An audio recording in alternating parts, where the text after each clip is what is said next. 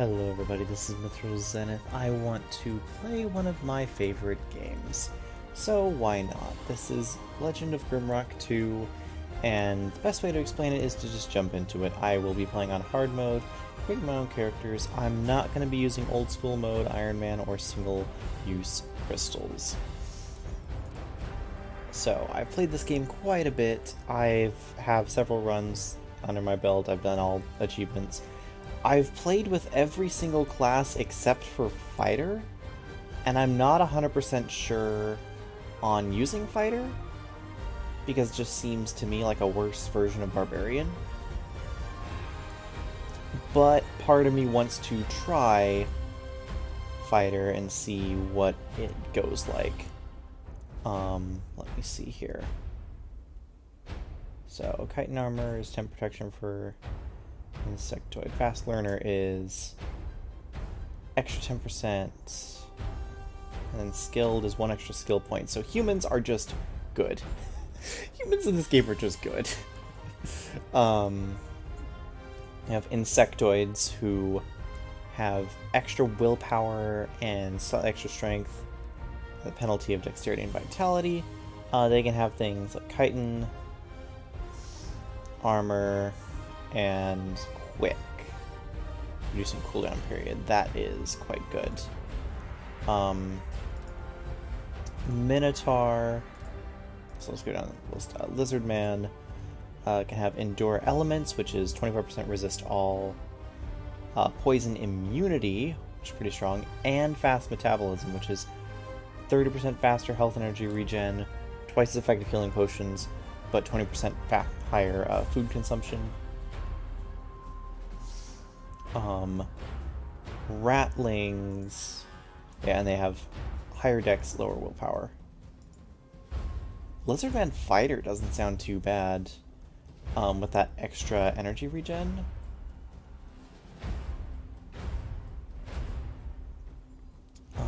Fast metab. Yeah, let's try it.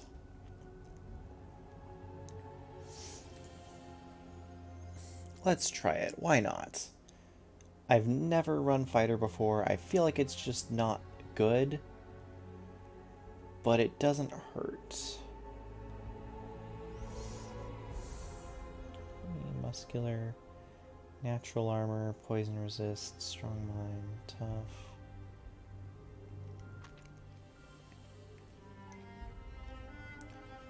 Do I want to just go Lizardman bonuses? Because that seems pretty good. And martial training is really solid.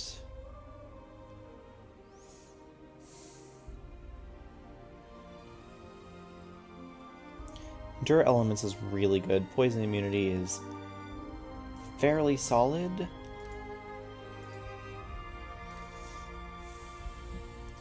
But we're trying weird stuff.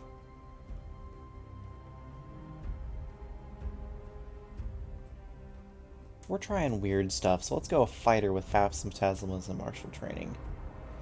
Are you going to be my heavy weapons or light weapons specialist? One sec, let me look up on the wiki. What are the... what weapon skills light weapons have? Special attack, bite, attack, thrust, flurry of slashes, no special attack.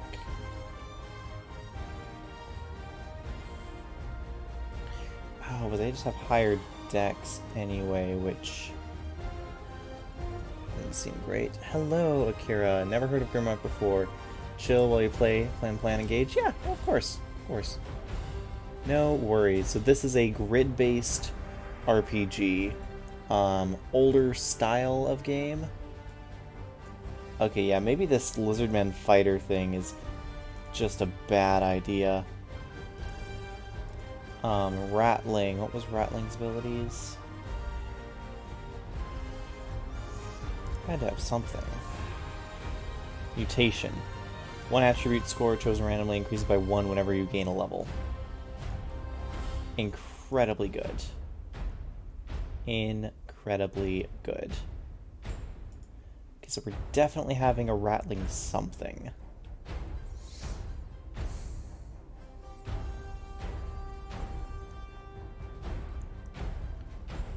Do I want light weapons?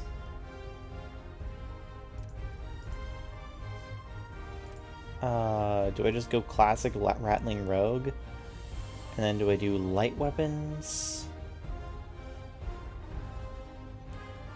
Because I've used every different skill at least once.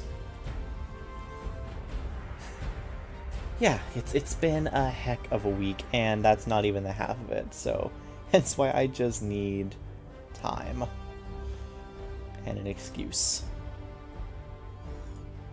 Okay, I guess, first of all, let's figure out what I'm even playing.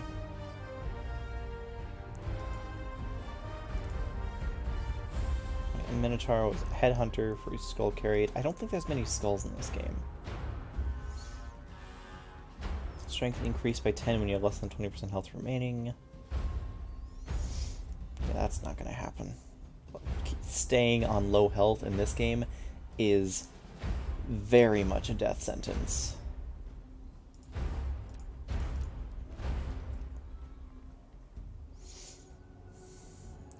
What if we just have a human... Tempted to be a human farmer. Just for the heck of it. But I feel like I want... Oh, I did Rattling Farmer already. That was on my first playthrough. I'm not doing an all farmers build. So farmers are weird in this game. Instead of getting experience when you kill enemies, they get experience when you eat food. And so the idea is any extra food that someone else isn't eating, you give to your farmer, and they eat it all, and they power level. I've never played a run without an alchemist, and I don't feel like playing a run without an alchemist. So I think ultimately, new human, new prisoner 1 is probably going to be an alchemist. Maybe I'll be the Rattling alchemist with mutation and melee attacks get accuracy.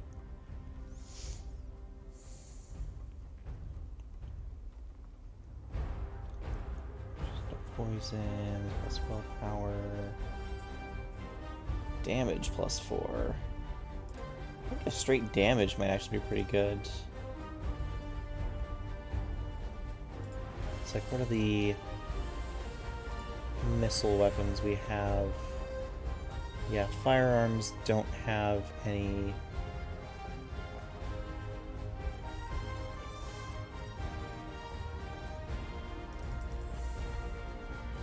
Yeah, we'll just do firearms and alchemy. Classic. And then we'll work on other skills as well.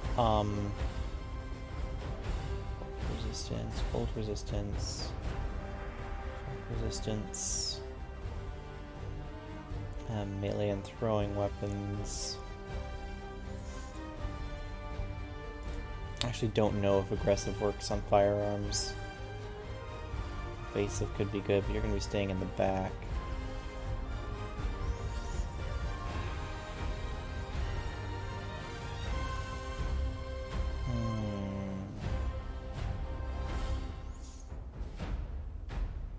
Screw it, I'll give you mutation and endurance. That seems like a terrible combo. Let's do it. And then max vitality. Max dexterity? Yeah.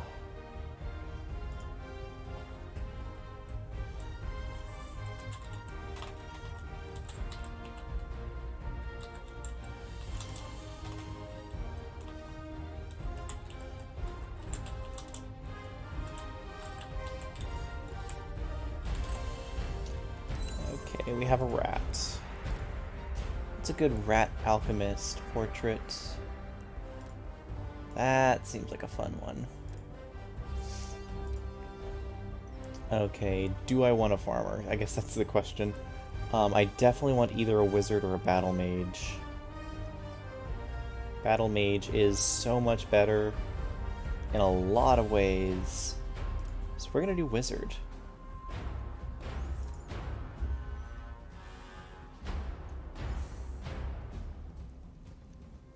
And we're going to do a insectoids?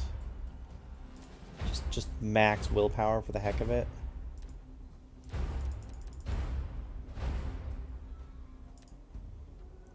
With quick, strong mind, aura.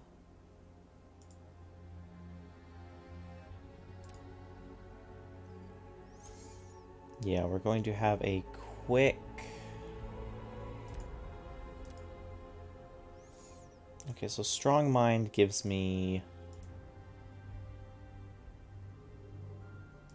95. Strong mind gives me 21 willpower, which adds to my cold resist and my energy. And that affects my energy regen rate, whereas aura is just my energy. So strong mind is probably better. As for what's a wizard looking insectoid.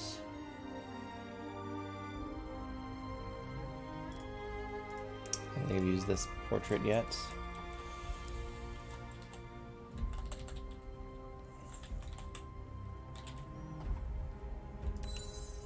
Sounds great. Oh wait, yes, and I need to give them... the one skill that I've never really done anything with is Earth Magic. And that's because Earth Magic is terrible and has no scaling in this game. So let's give him a point of Earth Magic and a point of Water Magic. Okay, now I need to actually be serious mode. So let's do a Farmer. Minotaur Farmer. Why the heck not? I need a front line, and that seems like as front of a line as I can get. I don't care what else you have, so I'm going to give you Vitality. Strength and Vitality, don't need nothing else. And you are a Minotaur, so you're going to be a Headhunter with Martial Training, because actually that lack of dexterity is going to come back to bite you. So max strength, but extra dexterity?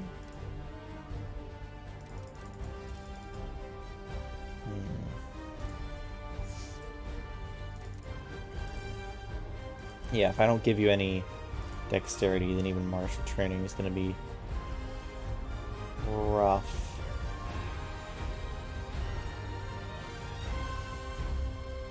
Yeah, martial training, a headhunter.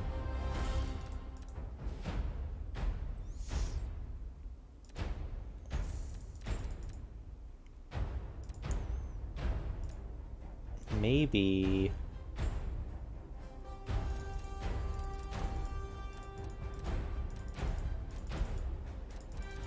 yeah, let's do it that way. That seems reasonable enough.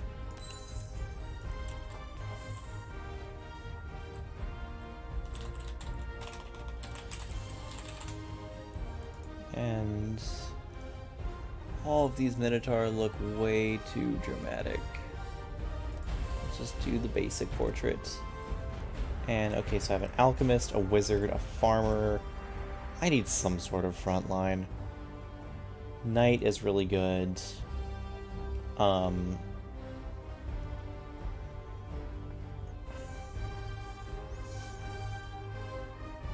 Rogue can be fun. But Rogue's on a front line. So in this game, you really want to have a good idea of who's going to be in what slot of your party, because you're a square. You have 2 in the front, 2 in the back. And right now, my farmer is my front line, which is not a great look.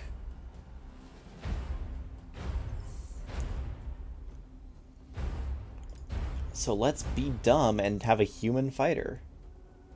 Because, like I said, I've never rolled fighter before. And because I'm playing human, I have to have fast learner and I have to have skilled because an extra skill point is great, and then fast learner is fantastic.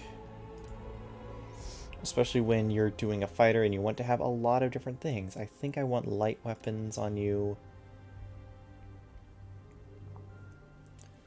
One sec. What light weapons even have skills on them? And will I inevitably be switching over to heavy weapons anyway, because this game just has the best heavy weapons and really lousy light weapons. Probably will.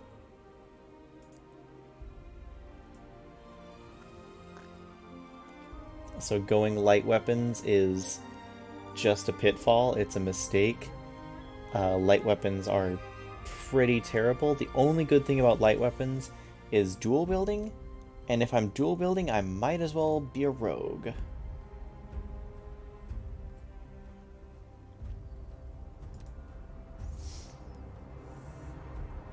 But I want to be a fighter because I've never done a fighter before, and this allows me to be one.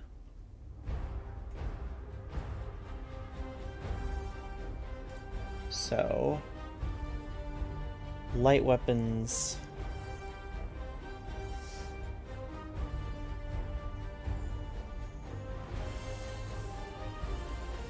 Probably want armor, skill. Debating if I want dodge.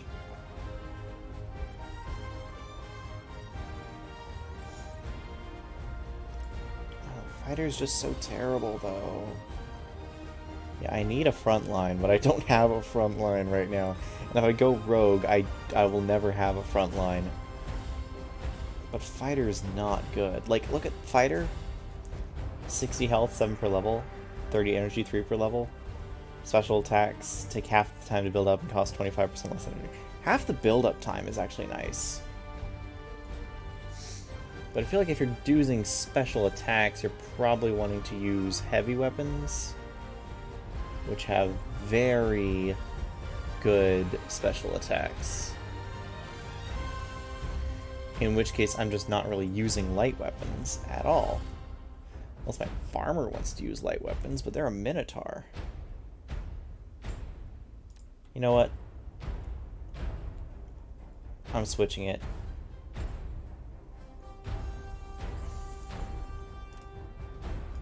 Yeah, I'm not going farmer. I'm sorry, I can't. I'll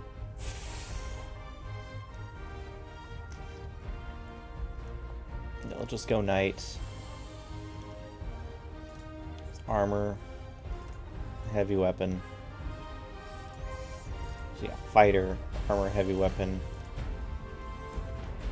And then you can go farmer with Grimrock 2, farmer, farmer.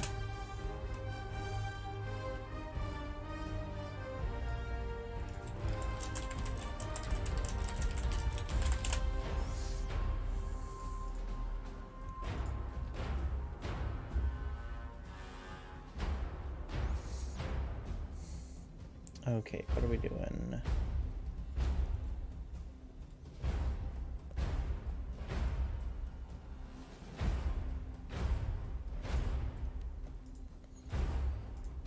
Okay, yeah, no, none of this looks actually reasonable.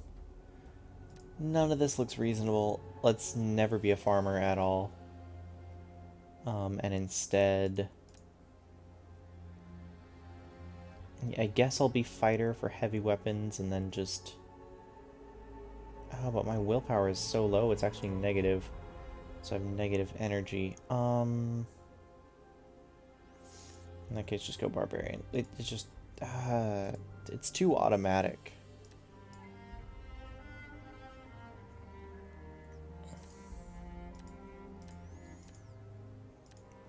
Yeah, I need to just get in and play. This is part of the game. It's just planning your run, but another part of the game is not dying.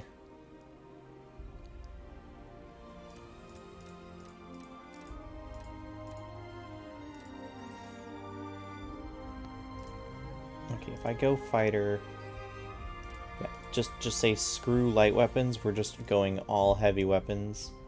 We'll try the farmer thing. Wait, farmer receives no skill points at first level? That's actually not going to happen then.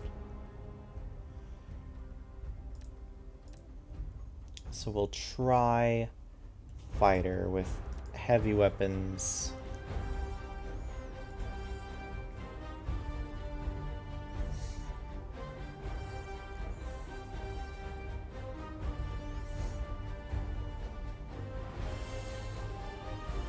And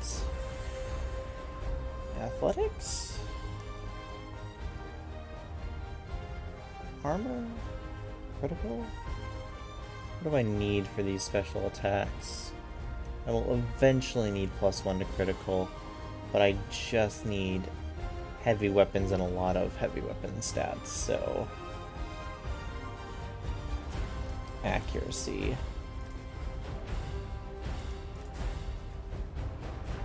Heavy weapons, accuracy. Ooh, and I get a third skill. Athletics.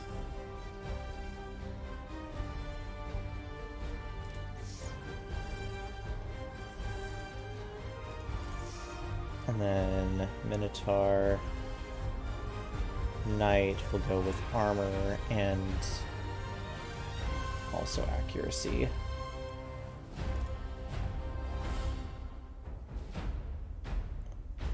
Aggressive, endurance, evasive, yeah, martial training.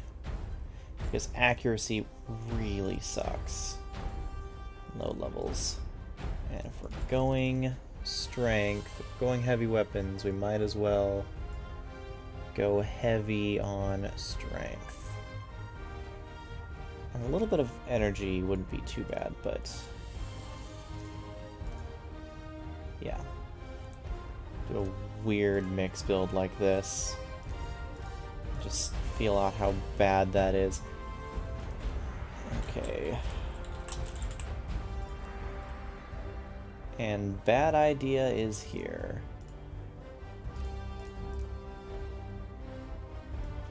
Okay, let's go. Let's go. We've been on the character select screen for literally 20 minutes. Let's do it.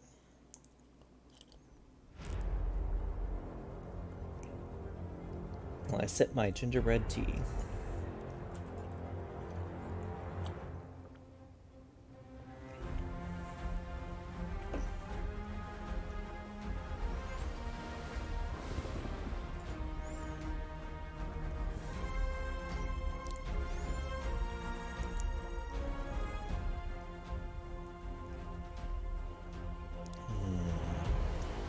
Gingerbread tea.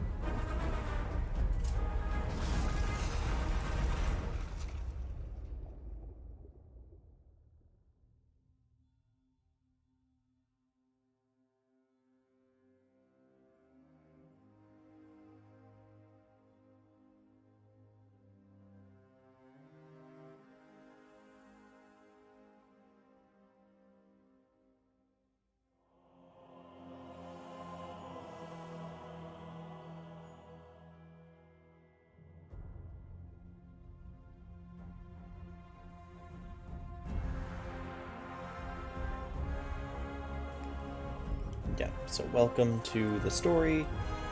We were on a boat, we were prisoners. Great. The cage that we were in washed up on shore, and we are now at the mysterious island of Nex. Welcome to Legend of Grimrock 2.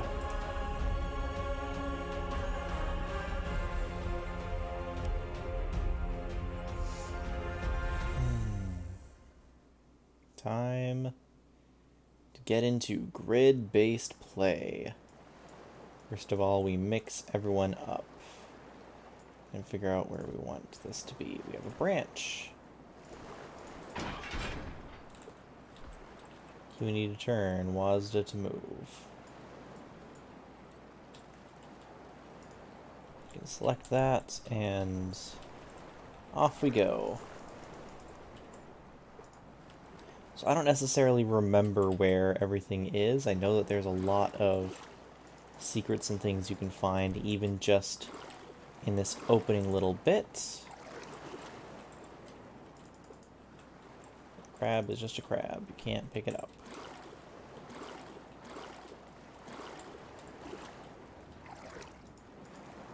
Just a crab. Horned fruit. I do have an insectoid, so that's going to be fun. So just because I want to be sure that I remember them, the spell grid in this game is you have to draw symbols, and if you have the correct magic level and draw a correct symbol, you get a spell. So this should be ice shards. And this should be poison cloud. Because I have one water and one earth, I can cast both of those spells, and as I level up my stats, I'll be able to cast more spells as I go. It's a rock.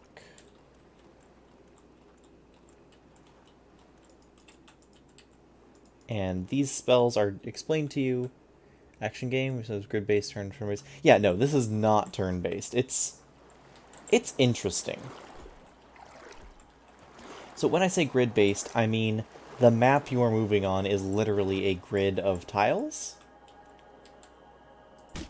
But everything you do is still real time. Torn breaches. Well, let's give that to my fighter. And go from there. Yeah, no, so this is... It really is a game that... Not many games are like it anymore. It used to be... it's very similar to what some older games were, like older... Hey, a bone club. Some older RPGs, like some of the, Oh, it's a turtle. Some older RPGs, like some of the,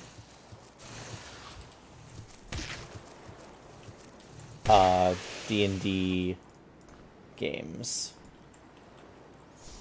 Like, I think it's Eye of the Beholder is similar, where you go through a dungeon, it's grid-based, you have real-time type combat on the grid, and you're going through solving puzzles, fighting enemies, controlling your actions through, what do you have in the little tabs here? Okay, so we can press a button, and that opens the gate. Then we walk through, and I think the gate closes behind us. Turtle egg. I don't have any lizard men, so that can go to whoever. So my alchemist, I'm giving them all the herbs because as I move around, the alchemist has a chance to multiply any herbs in their inventory, which is why I've never done a run without an alchemist. Because they're just that good. Haven't been missing a lot of attacks, probably because I prioritize getting accuracy early on. Because, trust me, if you don't prioritize accuracy, you will miss all the gosh dang time. Just like that.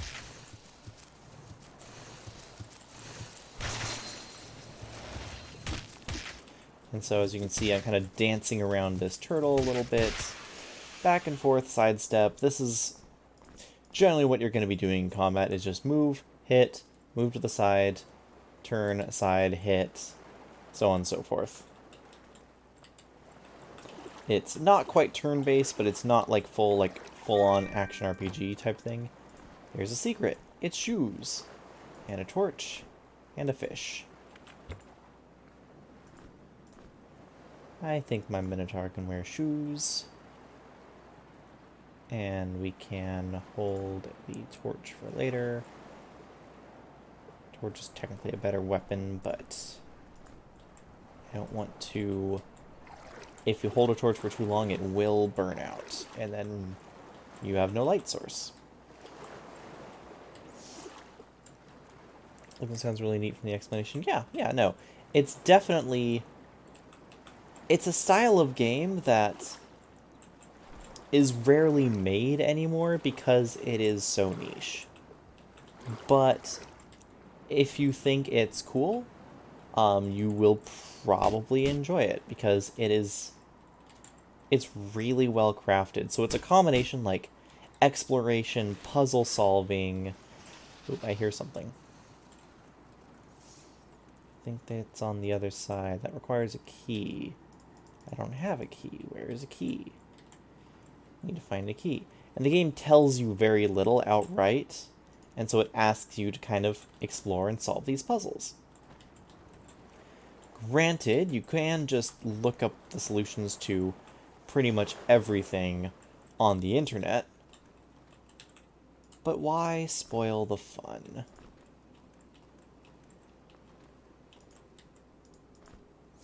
Ooh, darts. Darts. They can be thrown, or if you have a blowpipe, they can be used as a missile weapon. However, thrown and missile weapons are a scam. Don't use them. Oh, they're not a scam. Everything is viable in this game. Some things just kind of feel like they have more or less impact.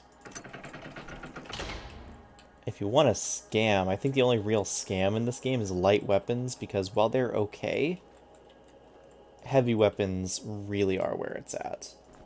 You can have a tattered shirt.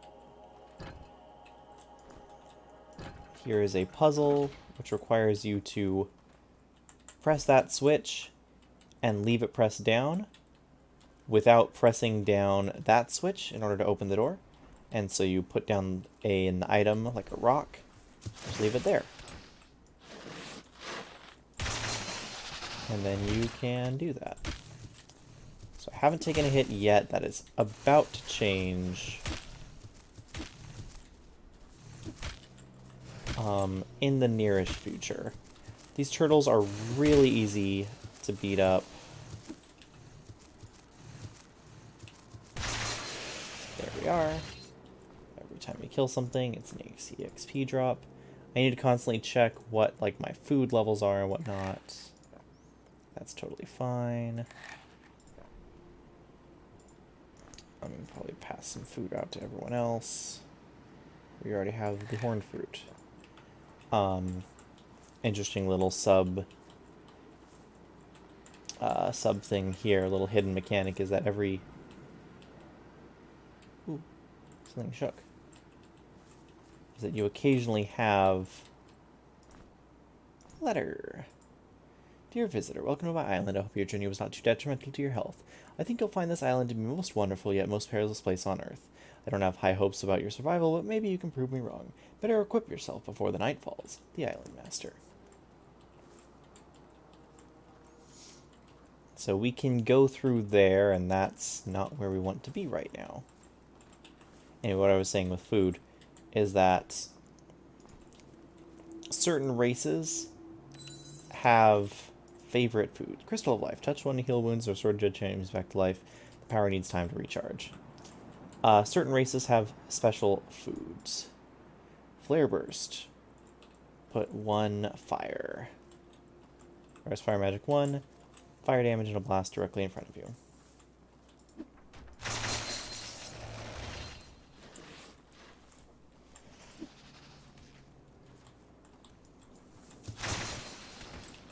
Yeah, there you have like dash attacks and whatnot.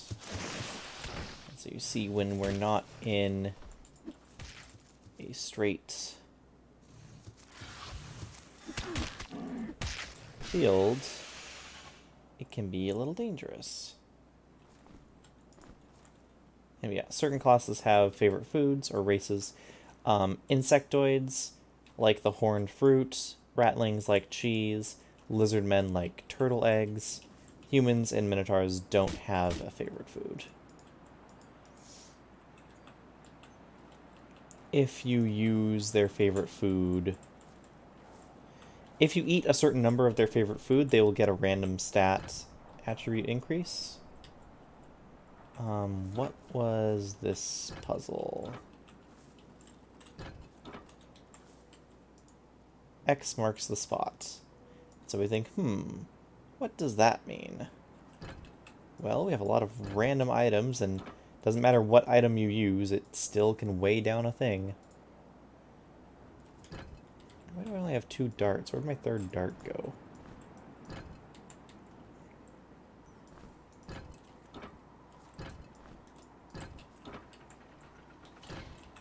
And once we put that in, we can just go around and pick our items back up, at least on this. For this puzzle, yeah, I think I threw a dart and it landed somewhere, and I don't know where that went. And that's a problem because you only have so many, you only get so many items in this game, and you don't, like, you can't, like, get more. You have to really keep track of everything you get. Hey, throwing knives. Those are better than... Those are better than rocks. If you need to review tutorial hints, you can read them from the pause menu. Oh, yep, and just like that, we are fighting this thing.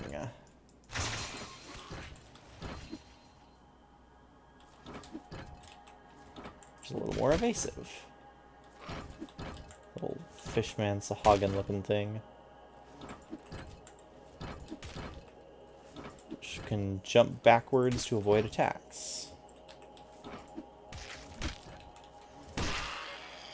But it still dies. Why is it not picking up my... Oh, because I'm leaving them on... Because they're on a platform that it considers... Like it's on a switch, and so it won't let me leave it. Second most precious thing in his life for a seafaring captain is his sword, because without it he cannot command his crew. Upon losing his weapon somewhere on Shipwreck Beach, he lost what is most important to him, the respect of his crew. Legend of Kilhagen.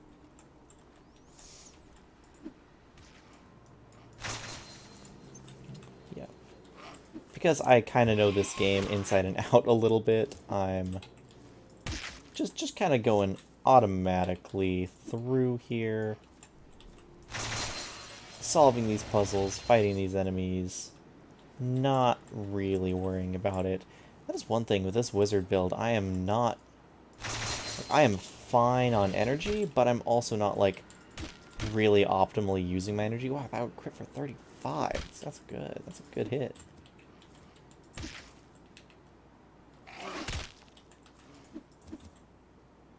Come on.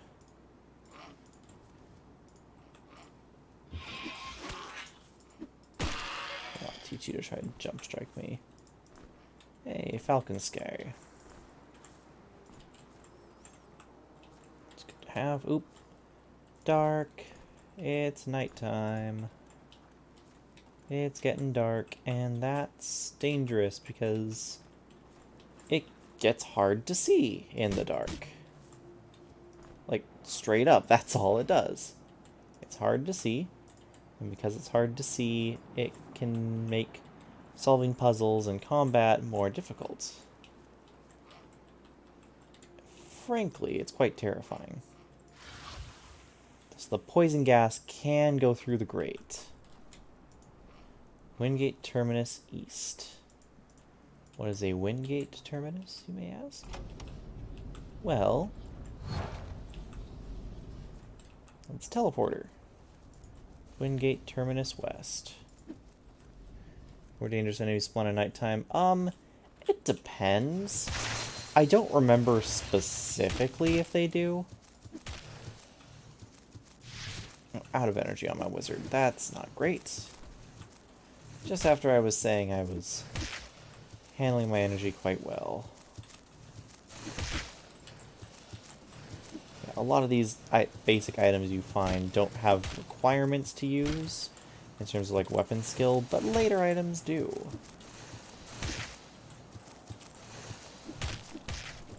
Oh, throwing that rock is draining my energy, so let's not do that unless we absolutely need to. The Minotaur can carry our random supplies. You can eat the other fruit. And we can actually just put that rock down over here to open the box. Get a dagger, ornate key, and a healing potion. If you think that healing potion will be coming in handy at some point in the future, you are right.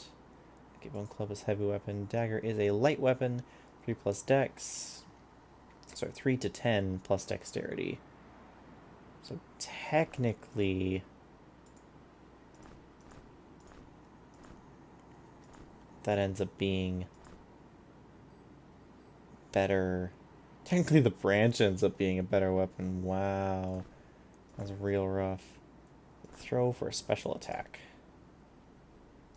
So let's do that. Give it to my fighter who has better options on special attacks. Yeah, I don't believe stronger enemies specifically come out. Okay, sling and stones.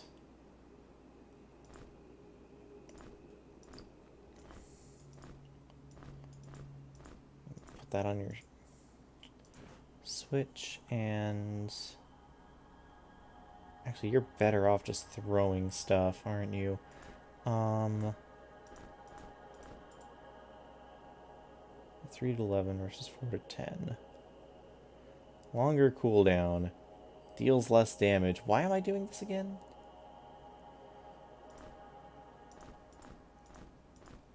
Six to 17. That looks better. Okay. I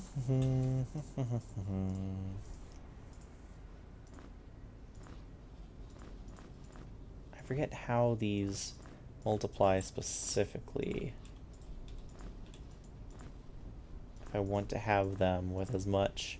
If it's like Animal Crossing multiplying rules, where you want to have as much room as possible around each thing, or not. Yeah, I don't know specifically if more dangerous enemies appear in nighttime. I think it depends on the area you're in. I'm just gonna do that way. Yeah, I stand in there for 2 seconds. Oh, that charges real fast. It's gonna be fun, actually. Oh, come on. Are they going to line up? Hit more than one? Yeah, that's actually real fast charge. That's meaningfully fast.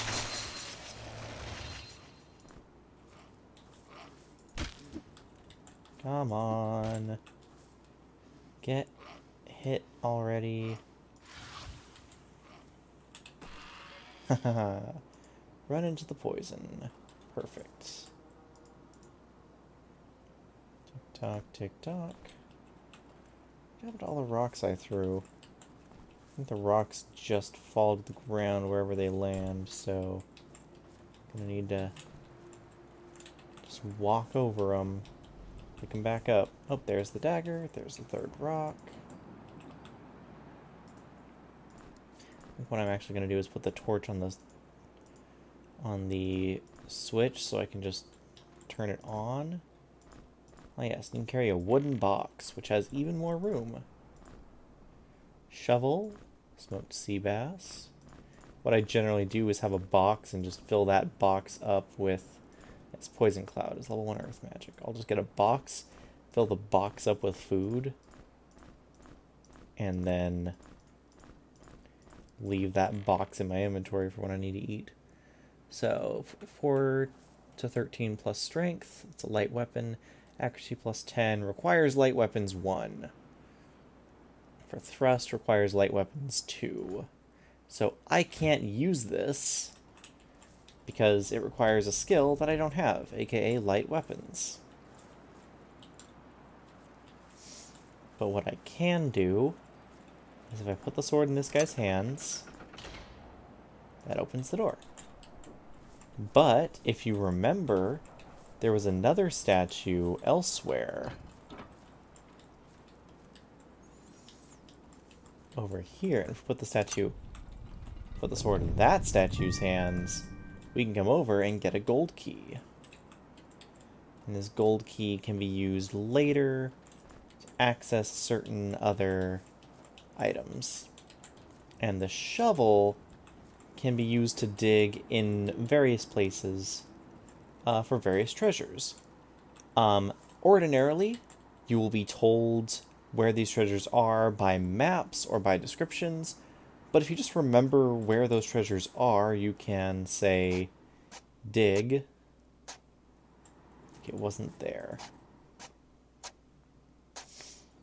Oh, it wasn't there either. Was it here? One of these locations.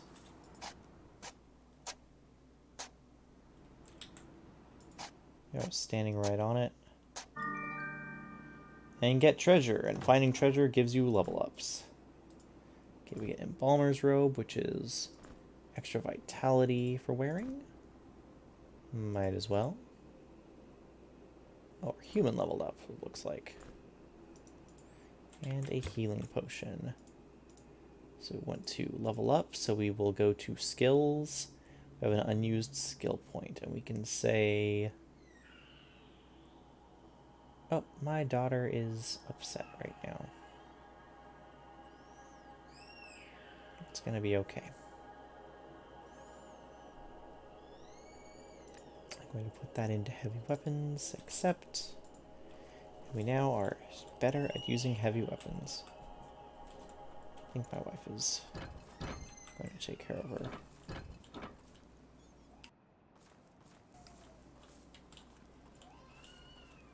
Yeah. Never mind that. Everything's okay. Heal wounds. Rest, heal wounds, and regenerate energy by pressing R. It's a fun thing. We have torches here. We can take the torch and use it ourselves. Or we can take a torch from our inventory and put it into the sconce.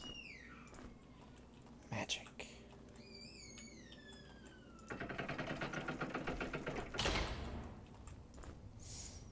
Another healing potion. I like to have these kind of divvied out a little bit across my units. So in case anyone gets hurt, you can just be healed. It looks like that worked because we are spreading these things far and wide. I guess if that's the case, I probably shouldn't have collapsed them because I probably wanted to keep them spread in the first place to give them more room to grow.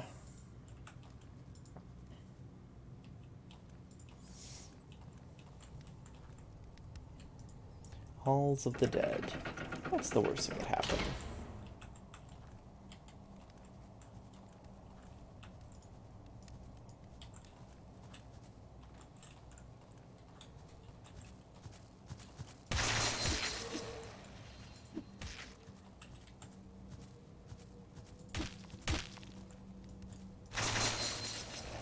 That's not very effective at all, isn't it?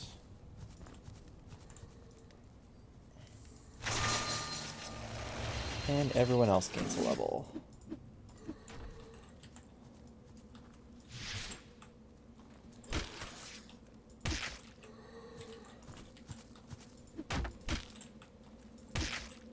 Let's kill this guy and claim that level up then, shall we?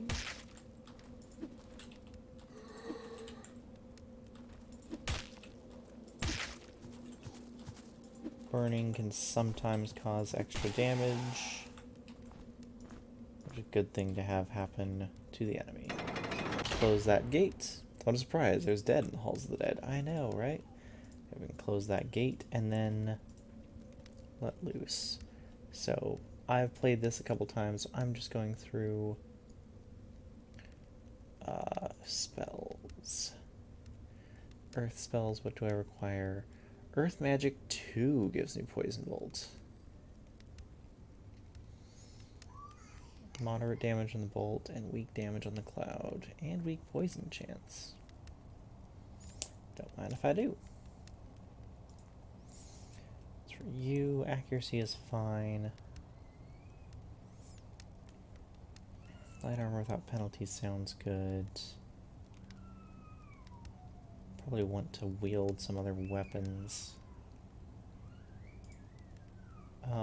You... Extra alchemy is good. Extra firearm skill is great. As soon as you find a firearm.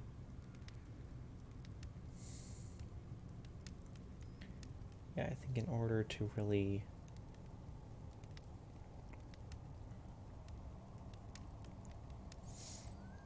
Yeah, I'm gonna want both of these maxed, which will happen eventually. I think for now I want firearms. And then yeah, for the skill here, I'll give you another accuracy? No, probably more heavy weapons for you as well. Sounds good. Okay, what's in the box? Ah, yes, the flintlock is in the box. And 20 pellet shots. They are limited and they can't be restored, so, you know, be careful using them all right now. But, trust me, once you want to use them, you want to use them. Boots, give those to you, give the shoes over.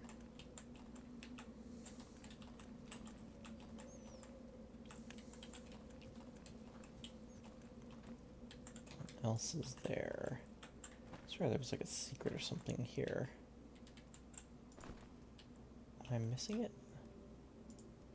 So the original game, Grimrock 1, had a lot more focus on like just wall secrets.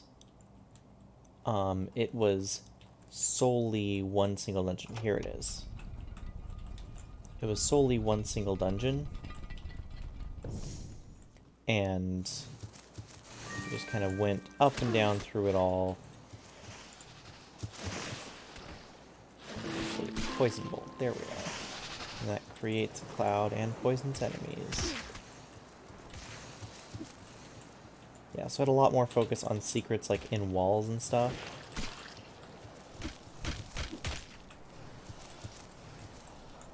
Grimrock 2 has less of a reliance on those. And ends up being more about solving puzzles, which the first game had a decent number of puzzles too. But I find that I think Grimrock 2 definitely did things a lot more in the way that Grimrock 1 wanted to, but both are very solid games. But 2 feels like a natural evolution on top of 1, whereas 1 does definitely feel like it has aged, shall we say. Tribal Totem Mask gives 3 protection and 5 energy, but minus 5 evasion without light armor proficiency. Like, no one has light armor proficiency, so I'm going to use it for the energy itself and not care about the evasion penalty.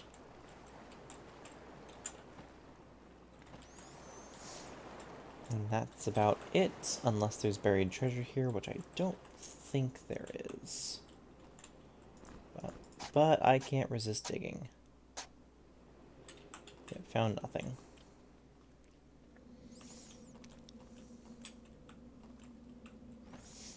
Which way was it going again? Oh yeah, here.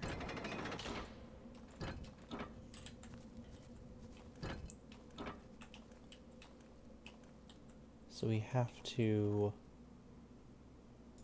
put something down here. Click the button and then leave that down so we can move past.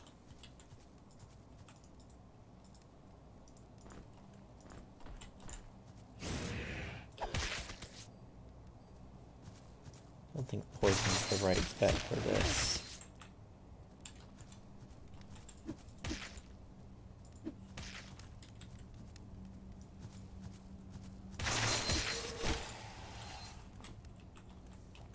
Something tells me trying to poison the undead would not end well. That requires an iron key. We don't have an iron key. So we explore until we do.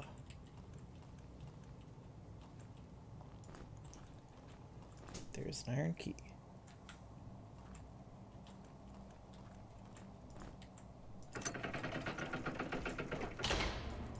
And oh no, 2 zombies. Whatever shall we do? Oh, I missed. I'm missing a lot, aren't I?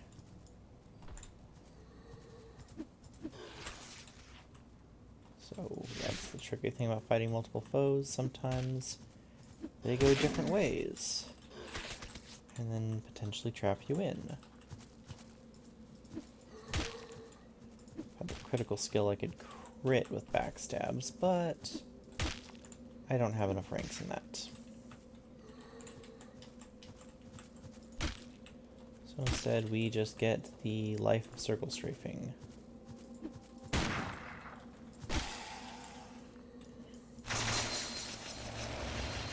Perfect. Grab all our darts and knives and dagger and... Didn't I have 3 knives? Where the heck did the third one go? There it is. I just missed, and so it fell to the floor. You can get the Horn of Summoning. Horn has a pungent, earthy smell. Anything else hidden in this room? I don't think there is. So we go out, sip our tea.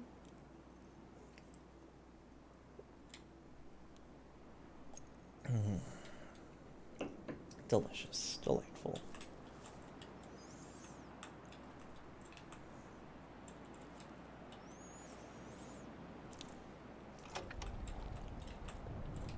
Click the yellow button to open this stone wall. And bada bing, bada boom, we're back by the save crystal. Now, what an eerily familiar room. You know, familiar. I mean, familiar is not the right term. So we do have access to this. Or if we use our gold key, this opens this door. It gives us a potion of strength, 10 pellets, and backbiter. A dexterity-based light weapon with a leech attack. However, we don't necessarily need any of these, and gold keys are in limited supply, and so because I'm not really using light weapons right now,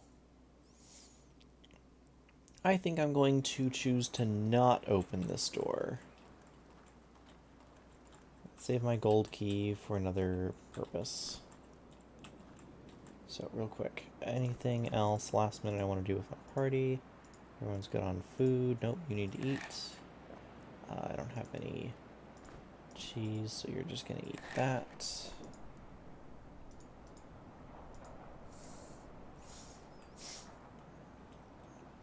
And we say,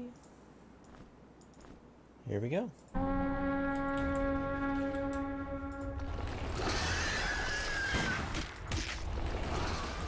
Welcome to the plant.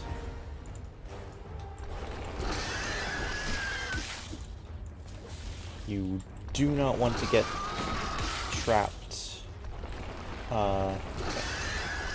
with multiple viper roots surrounding you, because if you do, you're going to get hit from multiple sides, and depending on your orientation, you might if it's hitting you from multiple sides, the people it's hitting might not be the ones who you are prepared to take damage on. So, constantly moving is the key to survival. Not moving backwards right into their attacks as well. Fire damage is very effective. Poison damage just kind of works in general as well. If you're able to destroy one of these, you're pretty much golden. If you come at them from an angle they're not prepared for, then they will go back. There's one.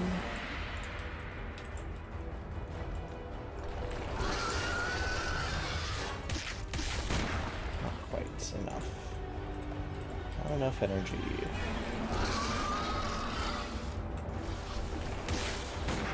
Oh, I cast the spell, but I cast it in the wrong direction.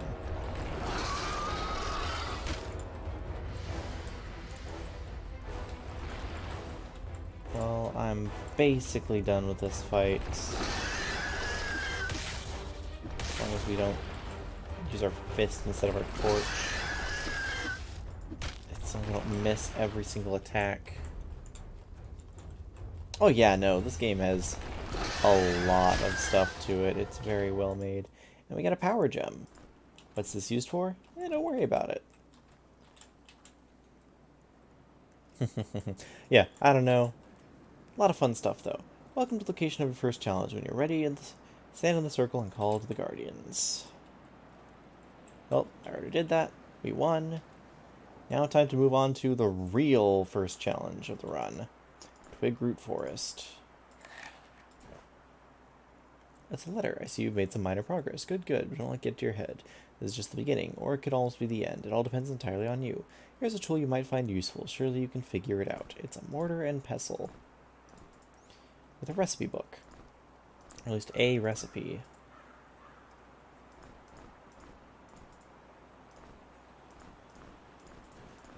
The inventory squares are limited, and so being able to have bags for storage is very nice.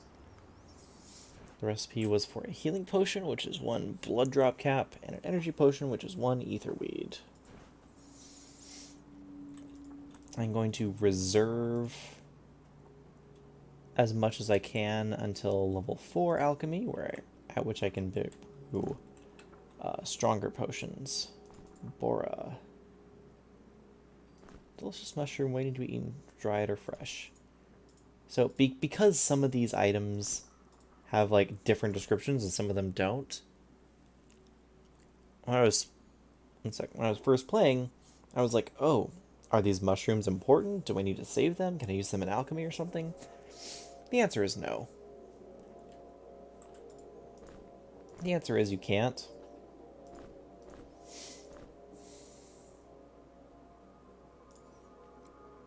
And so they're just food. You just eat them.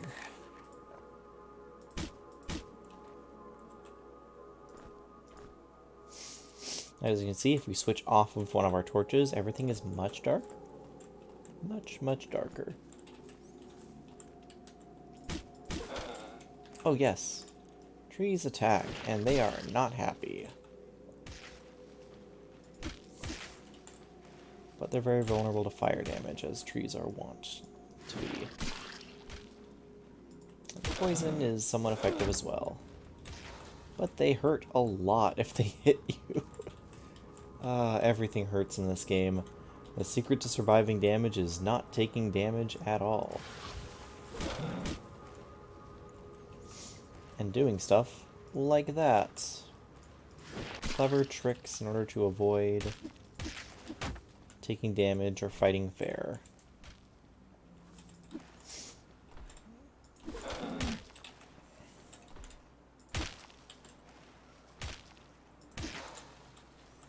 $90 experience. Okay. So I know. I don't remember for sure exactly where. But I know there are a number of hidden items in this forest. Oh look, my Minotaur's almost dead already. What did I tell you about this being the first real trial?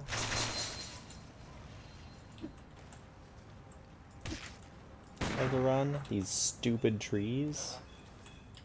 Yeah, and then they somersault to the side. Yeah.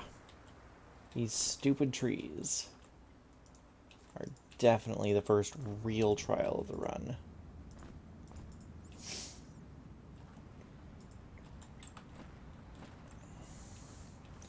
I forget exactly where they are, but I know that there are a good number of secrets buried in this forest, like buried treasure and the like. Okay, this is... Oh, this is this stupid place. Okay. So, I wish we had the rope here. Unfortunately, we don't. But if we throw something over, we can close that trapdoor and then walk over. Oh, you hear rats. Rats are freaking terrifying. So are these things. They can attack while turning. Which makes the usual circle strafe strategy not incredibly effective. You can do it, you just gotta be real careful when you do it. But if you can find a 2x2 room, you still can infinitely kite cycle. As long as you're only fighting one enemy at a time. Legend of Grimrock 1 was a lot more abusable in this manner. Enemies had a lot more predictable movement patterns, which is why in Grimrock 2 you have even basic enemies able to do stuff like this, the whole side swipe while turning thing, to make it so you can still abuse them, but it's harder to do so, and they're more likely to, like, yeah, wait for you and whatnot. Causes the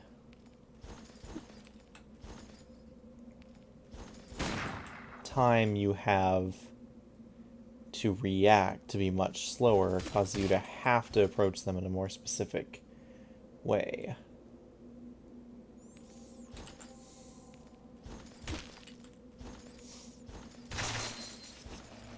These things take a beating. There we are. My torch is getting low. I think there was an actual torch on the wall over here. This one's a real torch. So I'm gonna swap out. Did he drop his stuff? He did not. Yeah, so enemies are not guaranteed to drop their stuff. In Grimrock 1, they were, which made it incredibly easy to just get an entire set of equipment by fighting, for instance, a handful of skeletons. So we have the iron key, we can just go through. I think there's a secret under some of these trapdoors. I don't remember which ones are or not. If I can get a rope, that'd be great, but I don't remember where the first rope is. So, we may hear something. These dungeons are all connected. And I forget if it's opening this... No, okay, opening this doesn't have the effect. Scroll of Ice Shards. I already have that spell. Ooh, round key.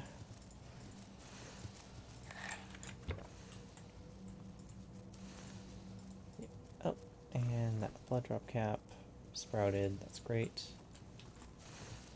Yeah, as you can hear, there's more skeletons on the other side of this wall, which means there's another part of a dungeon that connects over right around here. So if we find that part of the dungeon, we can do that. So I could do this, and actually I think I will. What happens, for instance, if you fall down here?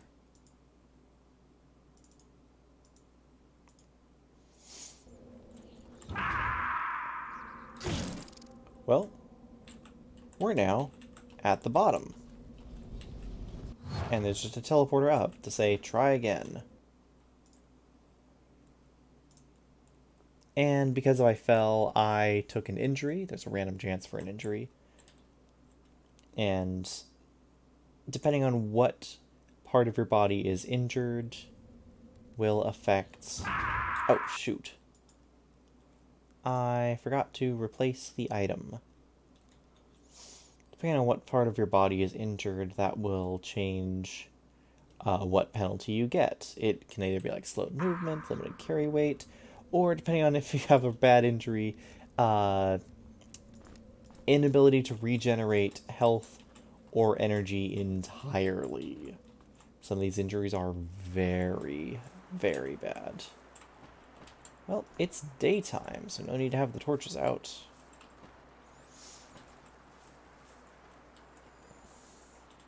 So none of these treasure chests are blocking anywhere, if I remember right. So there's never going to be anywhere that is entirely blocked off by a treasure chest, which is nice to know. So if I remember right, maybe it's over here.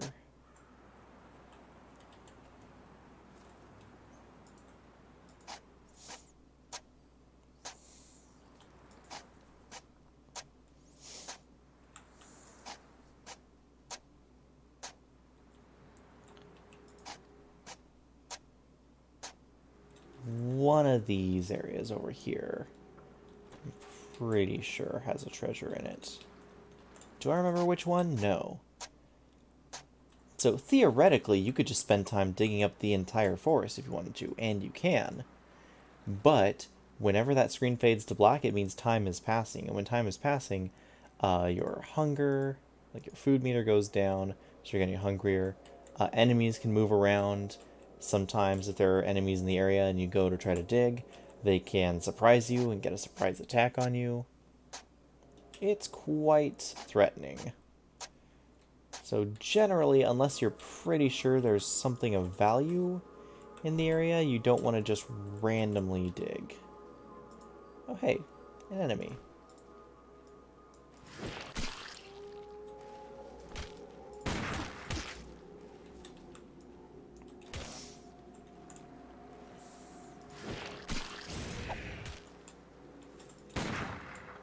Yeah, I'm using up a lot of these pellets for nothing. Hey, bad idea gained a level. Is it time for the bad idea to become a good idea? Probably not.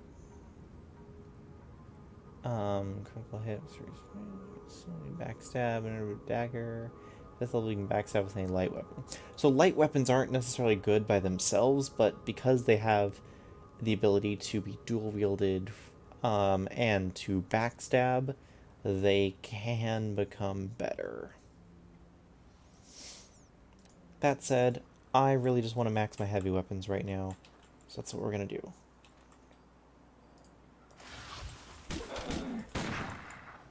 I should stop wasting pellets. Yeah. I'm kind of liking this earth magic set. It's basic. It's a basic strategy, but it's working so far.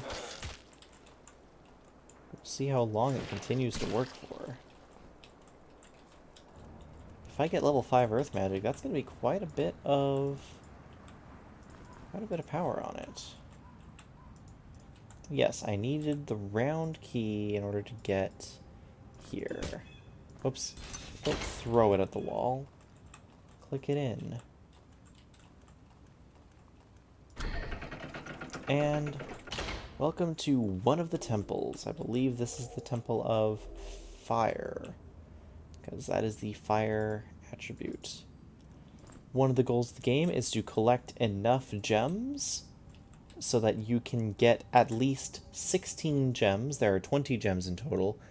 The end goal of the game is to collect at least 16 of them, because every 4 gems you can take to a temple and get an essence, and then you put the essences by the entrance to the final temple, go in, fight the final boss, and then you can, depending on where you go after that, get one of, I believe, 3 different endings. Maybe it was just 2. Yeah, overall, simple setup, but it works. Okay, so that did connect over here. Another reason why I'm not playing on old school mode is because I rely on this auto map a freaking ton. And I want to have access to it. Baked maggot. Scroll of poison bolt. Hey, surprise. Almost like the game maybe encourages you to use poison magic early on. What a twist. I've literally never used earth magic outside of like getting level 1 in it so I can get like earth spikes and or use some of these other equipment pieces. So I'm excited to see how it ends up going.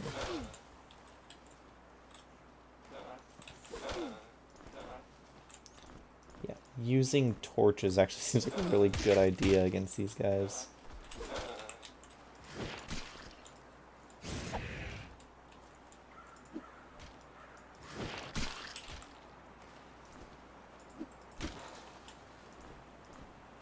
Oh, that torch is starting to burn out.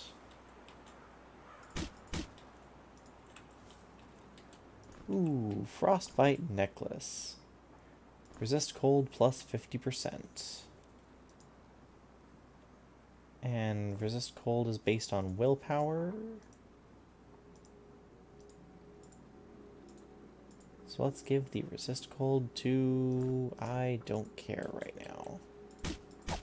Not actually that important. Yes, as we explore these areas, you get to see little glimpses of, ooh, it looks like there's something over there with like a little torch burning. Which makes it more clear, hey, I could go over there. Hey, there's an enemy over there. I could go over there. Maybe it is right here. The treasure is. I'm not crazy. I know there's treasure here.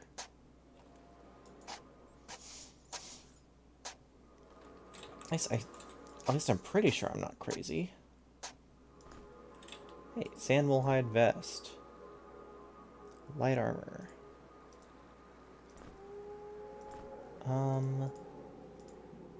Let's give you your next point of armor so you can have a light armor proficiency and start using that.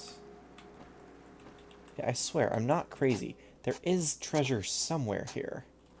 I might not be able to open it once I find it because it will probably require a lockpick. But I know it's here. Somewhere.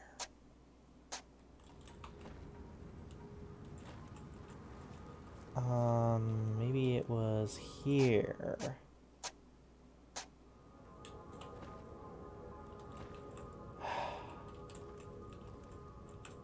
Doing great, guys. Doing great.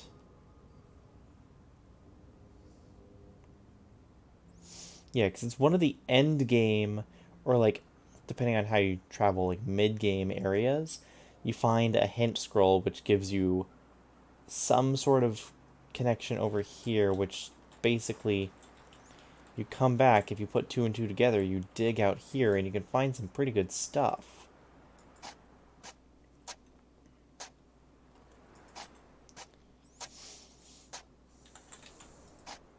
But I don't remember where off the top of my head. I just remember it's somewhere around here. And so, of course,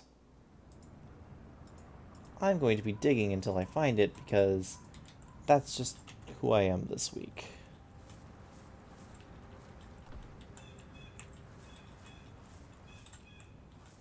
To quote, of all things, Fall Out Boy, I think. For whatever reason. Yeah, they never set treasure in a place that blocks off a section of travel entirely, because if they did that, you'd be unable to travel once you get the treasure. At least I'm pretty sure they don't.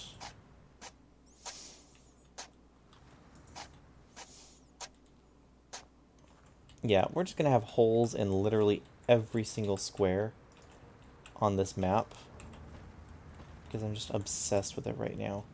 Also, the music keeps going boom and scaring me. Neither of these are vital patches.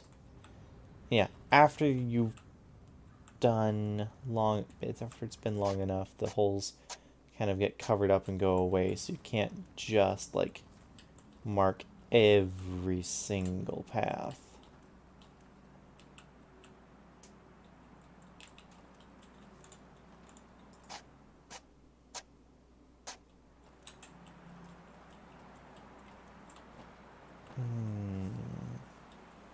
So it wasn't here.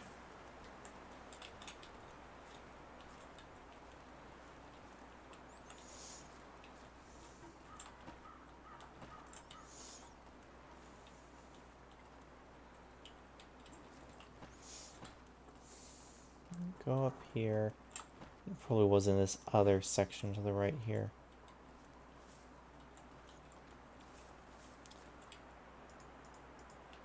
So theoretically, you can just kind of move on once you get to this point. You don't have to do any of this other stuff. You can just, like, okay, cool, there's the fire temple, and then go. But there are enough items here, there are enough power gems in this area to charge up the fire temple right away.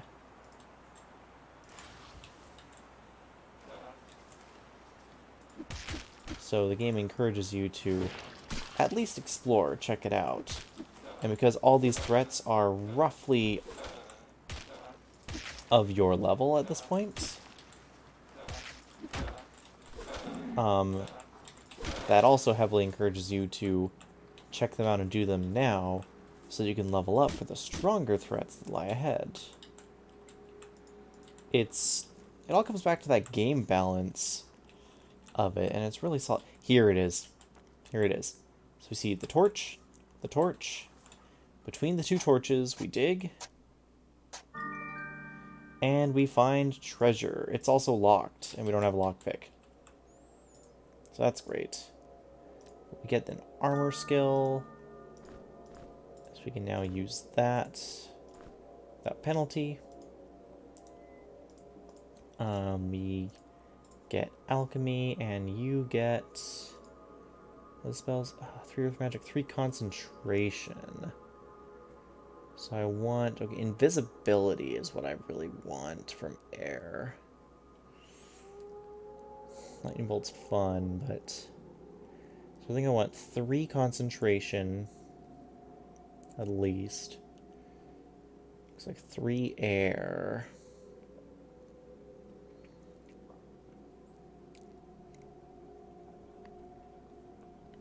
Okay, so every caster basically wants... Wasn't there supposed to be like a wand or something somewhere here? So I can cast spells, so I'm not just... I feel like I was supposed to have found a wand in the first starting zone. Equipment, wands, orbs, and staffs.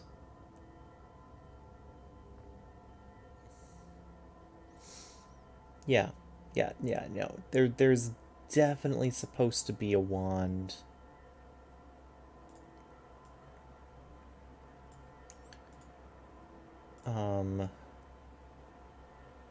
I just probably missed it somewhere. Oh, well, it's not that important.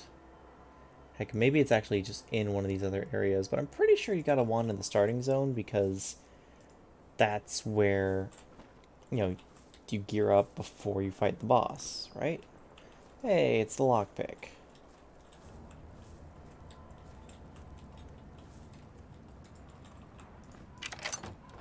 And we open it up, and it's a Tome of Leadership, Party Leader trait. Other party members receive a +1 bonus to all attributes as long as the party leader is alive.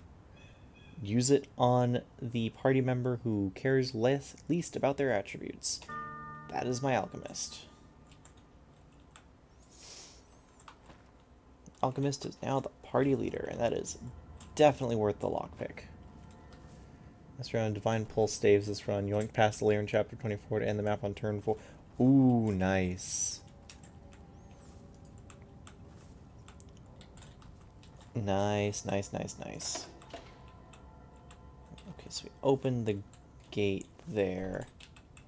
And do we... No, we don't dig here.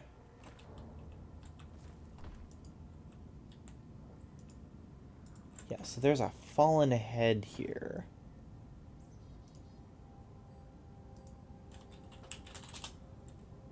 Which probably matters for something.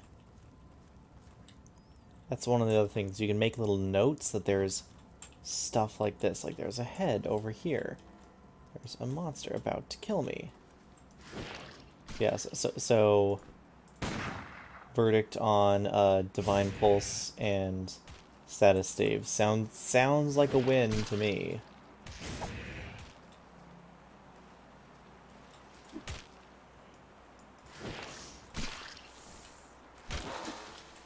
Good going, good going. Okay, so apparently opening whatever I opened unleashed a lot of these guys.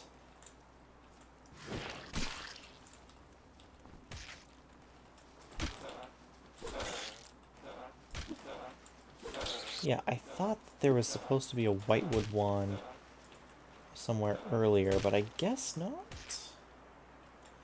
Either it's later than I thought it was, or I completely missed it. Both of which are distinct possibilities. Okay, so that path is still closed. I think I opened up this one around the back here. Yes.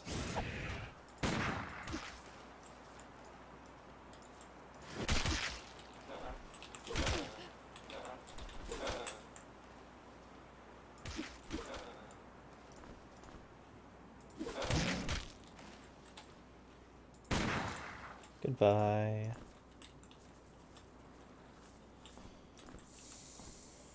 Okay, we need to eat. Everyone else is fine. That one's locked.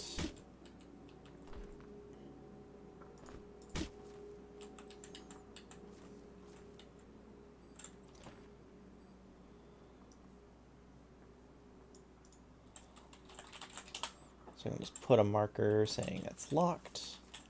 So if I ever forget, hey, I have lockpicks, what's unlocked? Or what's still locked, I can come back and get it.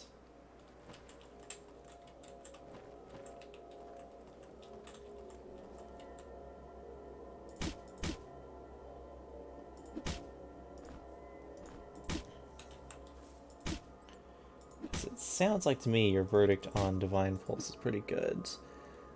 Apple Mark the Mark was a bit of Etrian Mystery Dungeon, Etrian Odyssey, stuff like that. And then game turn-based, and you have to create your own map. Yeah, I've heard of those. Sounded cool, but I never really played it myself. TV Plus Stave's really strong. Entrap the Entrap Dude in Chapter 21. And Vale's Big Projectile and without DP Plus had a 4 chance of... Oh my goodness, yeah. Divine Pulse is insane.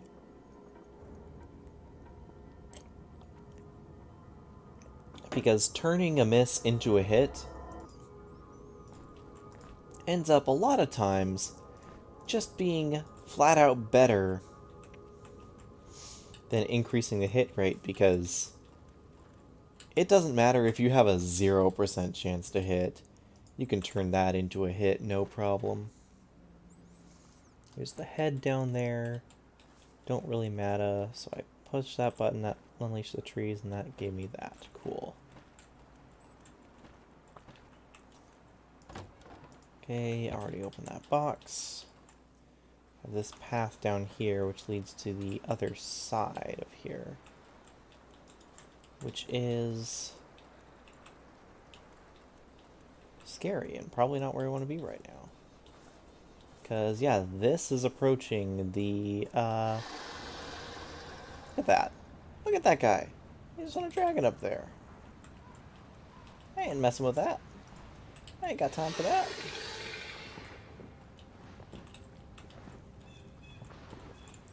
Look at all these things. I don't have time to mess with them.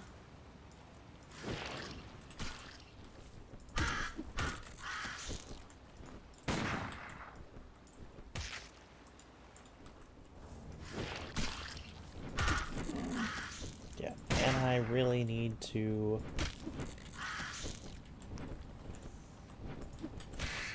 Okay, there's a kill. Give me my dagger back. Thank you. There's a lot of these things. I don't really want to fight them right now. Let's go back to the forest. Or at least, like, back over here. Back when things made sense. Oh, hey, look. Another locked chest.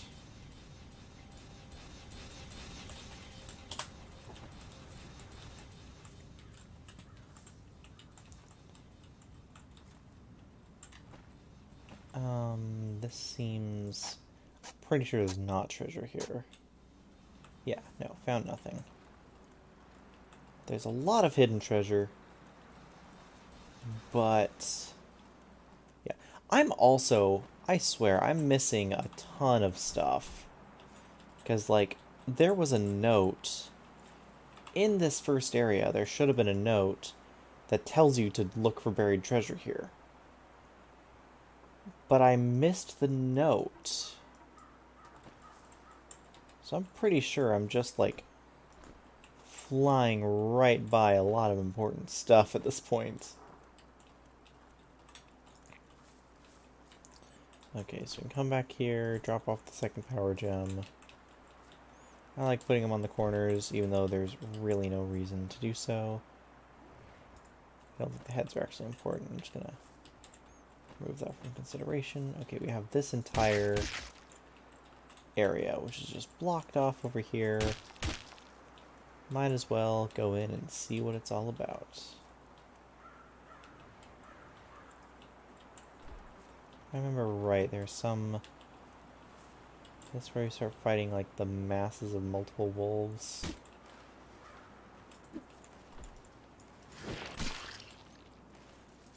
Or is that later on?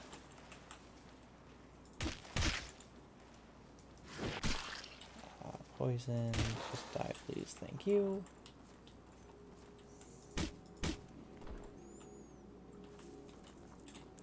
Ah, yes. Here's a wolf. Or warg. Or something. I think it's just a warg. And there's more. There's a lot of them. I am playing on hard mode after all. And hard mode is a significant increase in difficulty. Oop, jammed. So we spam the button until it becomes unjammed. Oh, where did my knife go? Here's the dagger.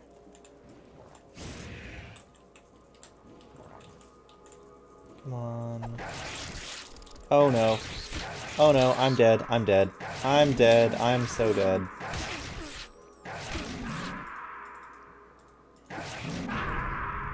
Game over. And that's what happens if you get a little too overconfident. A little too overconfident, a little too surrounded, and what started out as a fantastic run and was going just great, you're immediately dead. What was the most recent save? All the way back here. All the freaking way back here. Rip run. Yeah, no, it's not like hardcore or anything, but it's hardcore in the sense that if you didn't save, you gotta go all the way back to where you last loaded from. Which could be a long time ago. Good news is I don't have to spend all that extra time digging around in places that don't matter.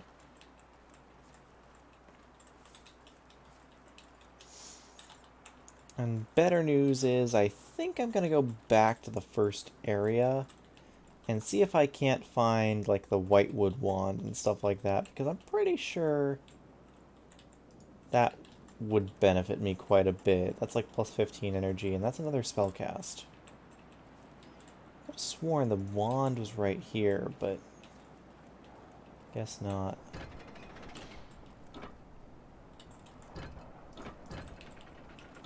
Yeah, that's fine. It's normal.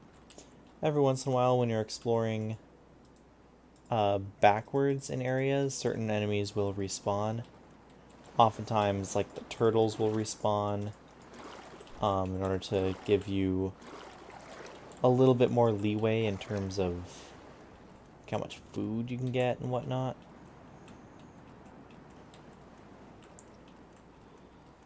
Because otherwise, if the turtles did not respawn, you could just starve to death. So they don't respawn a lot, but every once in a while, you'll find another turtle back here, and that'll give you another steak to eat and survive off of for a little bit more time. You can also get fish that respawn. None of the items that are considered, quote, favorite foods will ever respawn. Those are all just preset drops. So stuff like turtle eggs and whatnot. But these other enemies occasionally respawn, allowing you to have a little bit extra food for your journey. Extra food, a little extra experience, stuff like that. Okay, so it doesn't look like I forgot anything over here, unless it was literally in the water, but I was pretty sure that I explored in the water already. Yeah, the only other thing in the water is this secret over here. You get like the shoes in, I think it was. Yeah. It feels so good to be exploring Grimrock again, exploring the Isle of Nex again. From what I heard, this game used to have a decently sized modding scene, like custom dungeons, custom islands, campaigns, all that fun stuff. And I'm not 100% sure what all went on with that. Maybe... wasn't there something where it's like if you... Because you make the X.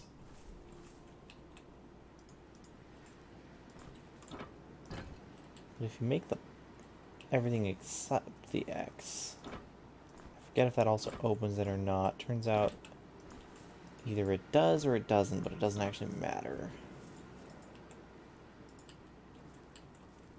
Yeah, because I was pretty sure there was an extra wand over here or something, because...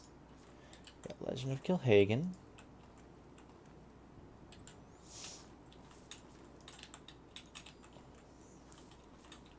Because there was something about... If you dig...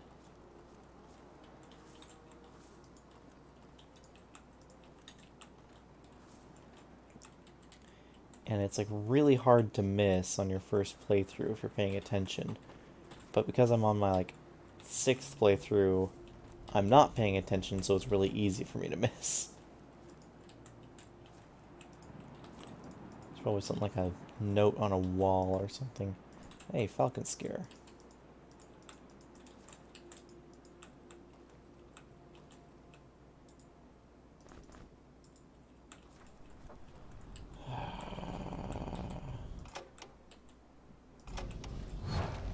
That doesn't change where it's teleporting to. It's Wingate Terminus. Did I dig over here? No, of course not. There's nothing else in the box. I think I might just be going crazy. I might just have assumed there was something else, even though there totally wasn't.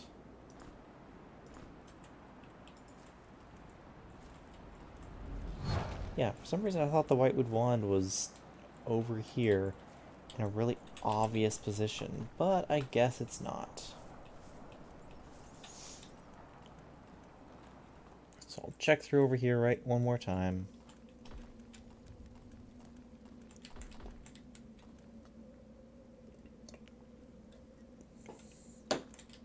Chug the rest of my tea, which is now gone cold.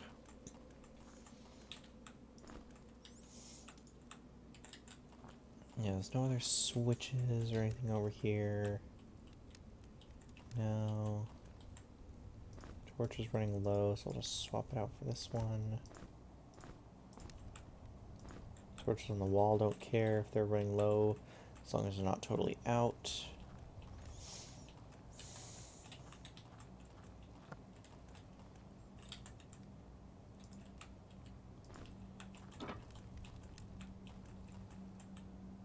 I don't know why I went to the extra effort to re-pick up this rock.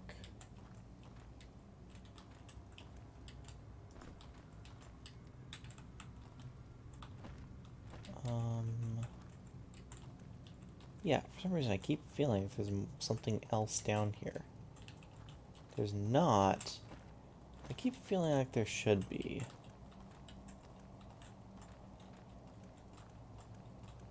Yeah, because you grab the thing and you go. Or you go up the other path. Oh, hey. More turtles.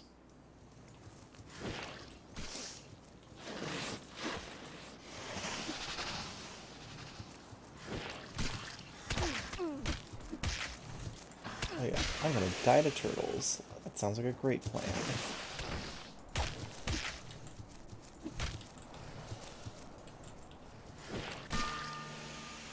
Nope, instead I'm just gonna gain a level up. And turtle steaks. Turtle soup for all, and to all a good night. Yeah, pumping heavy weapons, even though I haven't found a heavy weapon to use yet. So that switch activates that. I think it's like the box with the items is over there. Come through here.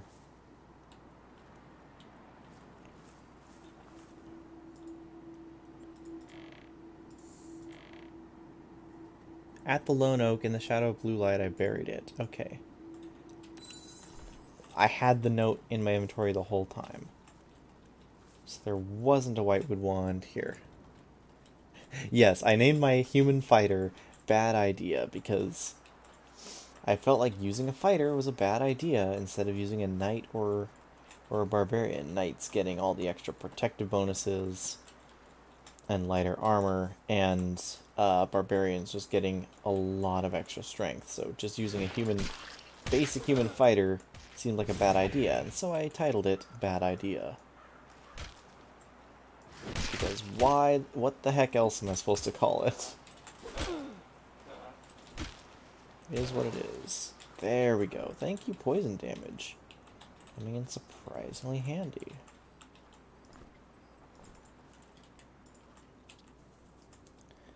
Yeah, so theoretically you can get a lot of stuff, like easy, yeah, we're not going that way yet.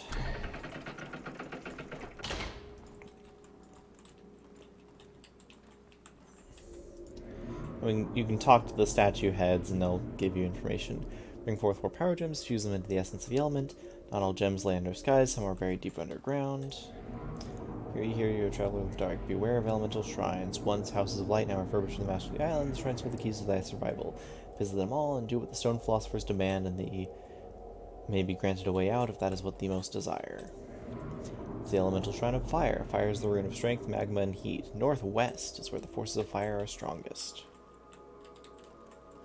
I love the thematic building of it even is, so you have a table of 9 runes. This is the Rune of Fire. It is in the northwest of the island. It is also in the upper left of your little table of runes. I'm gonna save now. Just in case that awful stuff happens again. And I die. Because I don't want that to happen. I would rather not die.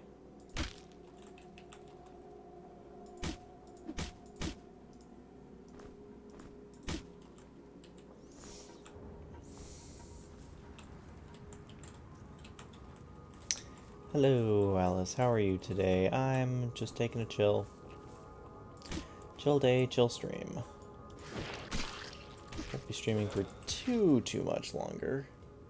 About another half an hour, unless raids are significantly delayed, which I should probably check on. There we are.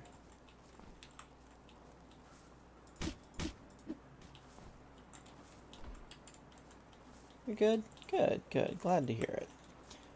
And sorry again if I came off a little bit, irritated or anything regarding your spreadsheet and stuff. I didn't mean to. It's just one of those things where it's like I've been overloaded with so much other stuff that checking out someone's cool ideas for their Fire Emblem hack has been like the last thing on my mind, to be honest. Well, it's not your fault.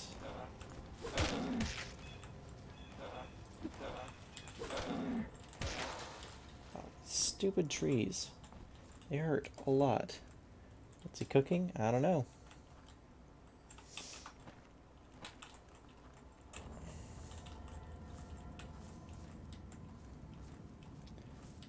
Yeah. It just a lot has been happening. And turns out when a lot happens, it can just be exhausting.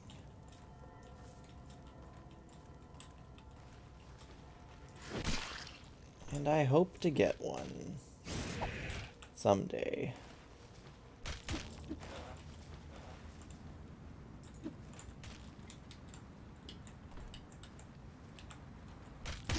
I need to kill one of these real fast, or I'm in trouble. Okay, good. They spawn on the same side. Okay, that's what the gun's for.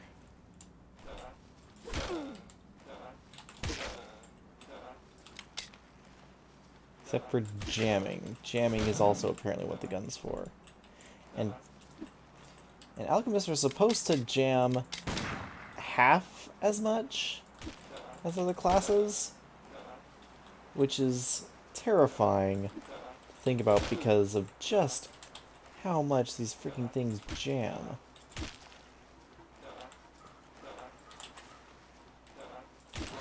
There we are.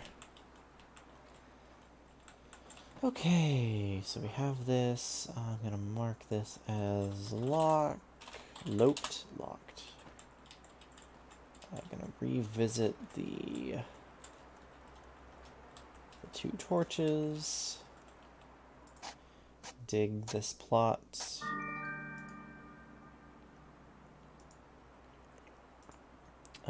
You get armor as your next skill. You get alchemy as your next skill. You get... Yeah, screw it. No, yeah, concentration is your next skill. You need that.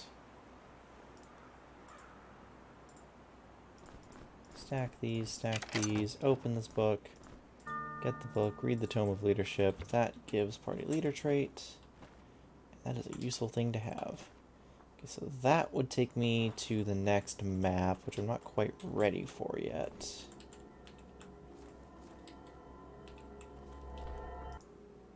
Grab the crystal, grab the chalices. Where the heck was the... I got something else last time. Where did I get the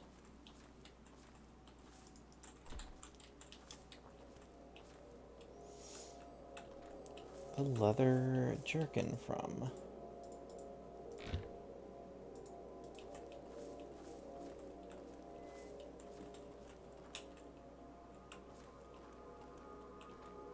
Where the heck did I get that from? Is it over here? No, it doesn't seem to be the case.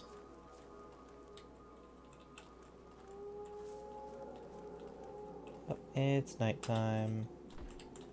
That's not ideal. So, no, it wasn't over there. I didn't go over there.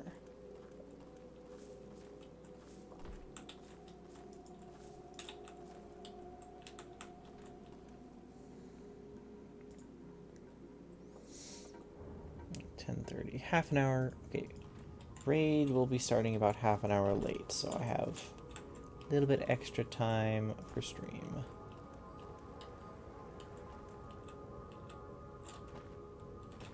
Maybe it was over here in this little, like, square area?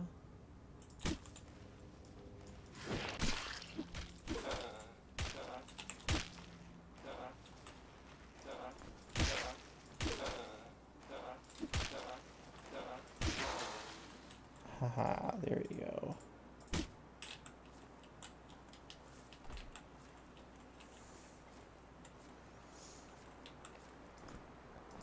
Here it was, there's the bag. Baked maggot, scroll of poison bolt, and a healing potion. The bag over here, and then you can just put all your spell scrolls in here in case I forget what the spells are, which I probably won't, but you never know. The maggot, eat that, and nothing for you to eat.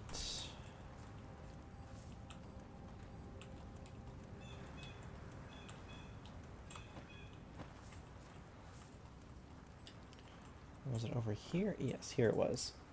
Sandmole hide vest.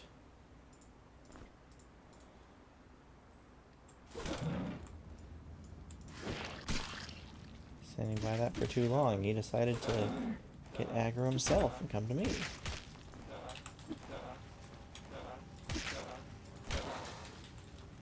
There we are. Yes, fire damage can cause burning, which is another damage over time, kind of like poison. Oh, you moved. Cool. Cool, cool, cool. I'm not sure if you did. Well, that's cool. Hope things are going well with that. I know that can be a scary, stressful time.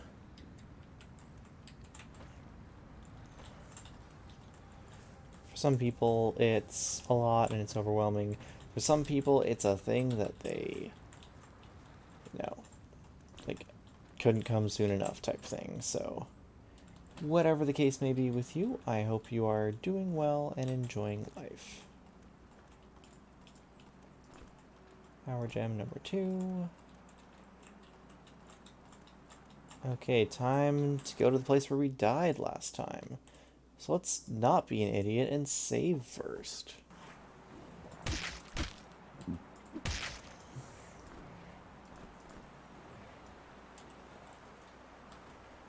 Yep, these little wolf things are very fast and very threatening.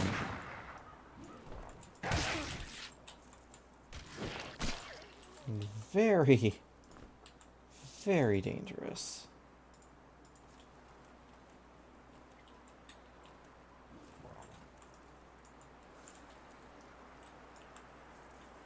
Good news and bad news when they're all grouped up together like that.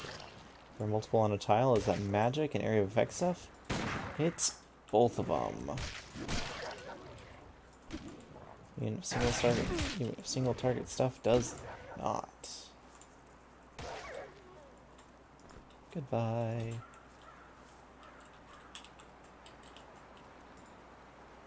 And eat a turtle steak. Okay, there we go. Those are the enemies that killed me last time.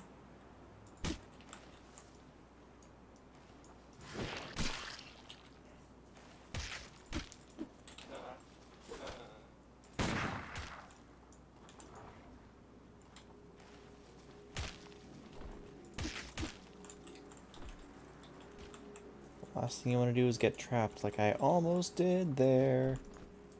Like, yeah, we're making an energy potion, giving it to you, drinking it. Oh, he died to poison. Great.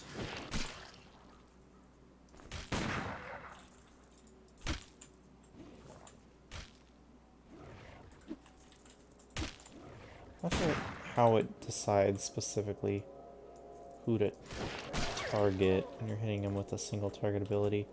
Which one of them to hit, if it's random or if it has a predetermined order. Really like it? Good, good. Glad to hear you're taking well to it. Okay. Smack, smack. Chop. Smack. Now we're around the back wall. Okay, the Jaffe robe. 2 protection. Baton is a light weapon. That is unfortunate.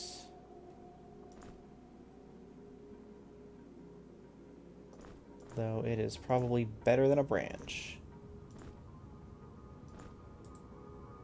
Jaffe Sma.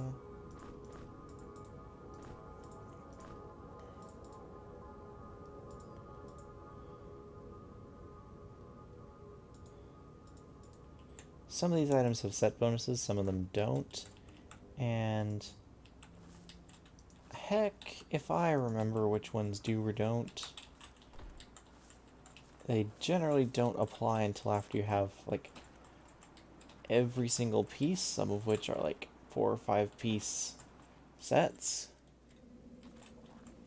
But, yeah, okay.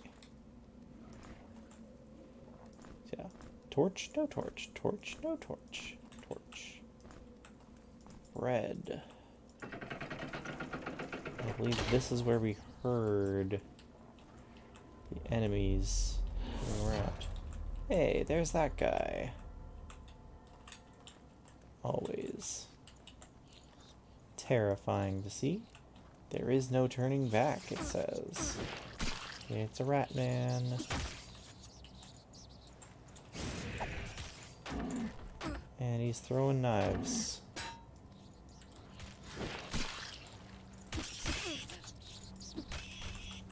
Yeah. Ranged enemies make long hallways like this very threatening. Please just get hit and die already.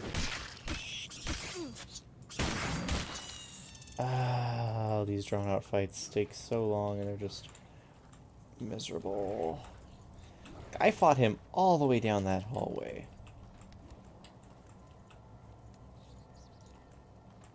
Not pleasant. Okay, extra knives. Oh.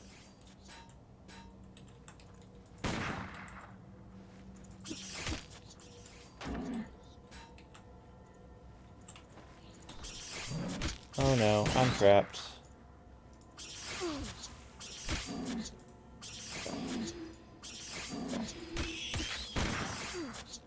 So we chug healing potions until we kill this guy and hopefully don't die.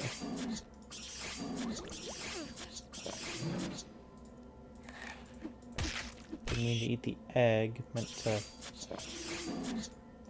do that.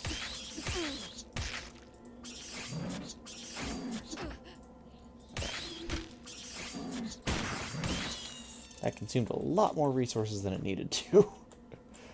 Oh, so frustrating. One wrong turn.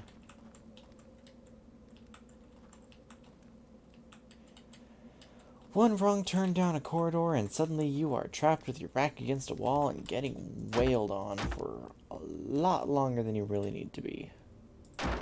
Using a lot of resources you shouldn't have to be expending. Oh well, I have an alchemist, which means my resources are effectively infinite.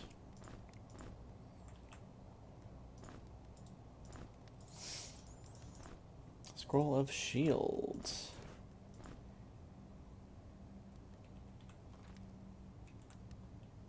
I believe it only affects me. Yes, doesn't affect the rest of my party, just me.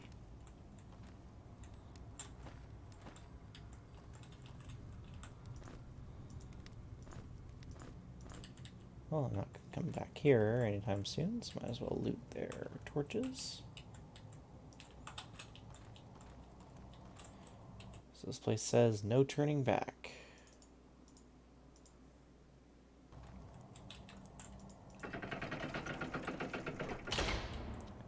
What happens is we open it up, we step on through, and suddenly we can't turn back.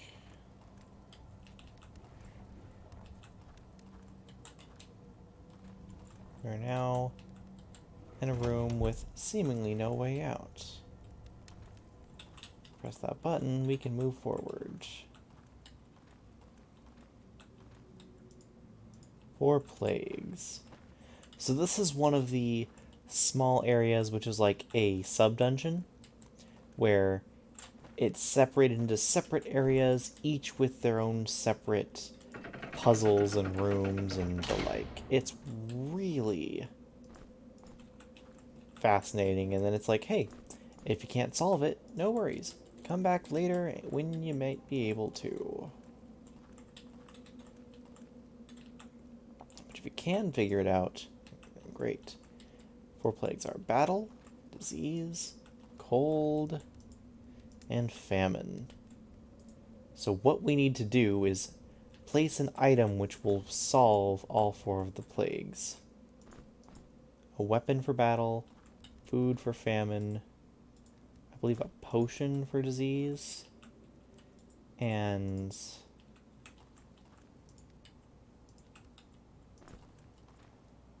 I forget if it's an item of clothing or specifically the frostbite necklace.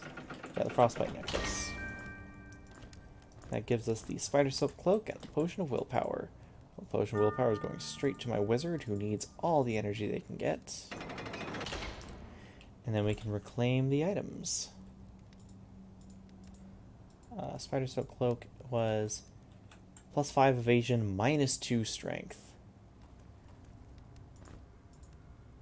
So we give it to someone who doesn't care about strength.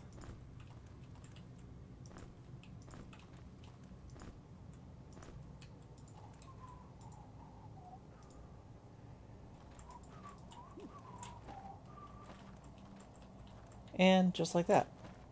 A little puzzle, a little solution. It's cool. It's fun. Simple, but effective. Makes you think. Makes you have to think. You can't just... You could just throw random items up there, but... No, it makes you have to think, oh, this idiot. I hate him so much. I really have to fight him right now. I don't wanna. The nest. Oh, shoot. I don't want to go in there either.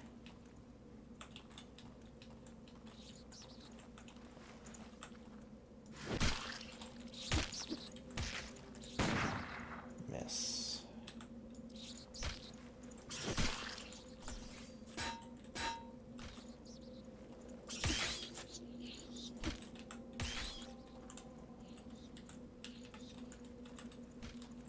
Okay, I'm in a square, which should be fine.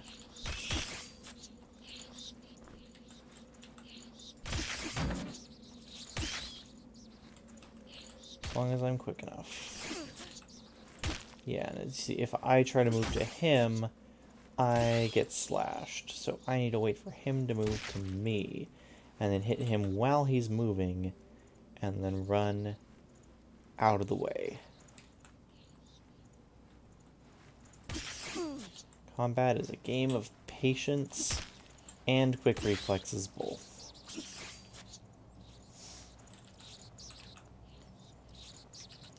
Until you have enough power to go blasting, and then it's just a frantic race. Like, I am very surprised, for instance, that I survived that encounter with the Rat Man when I was cornered. By all logic, I should not have survived, because that was very, very bad situation to be stuck in.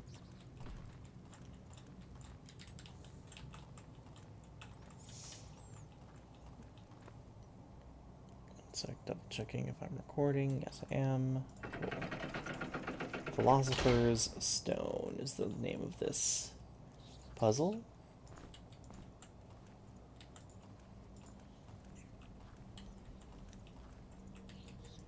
There's a rock, and we can't move it. There's bread in this cell.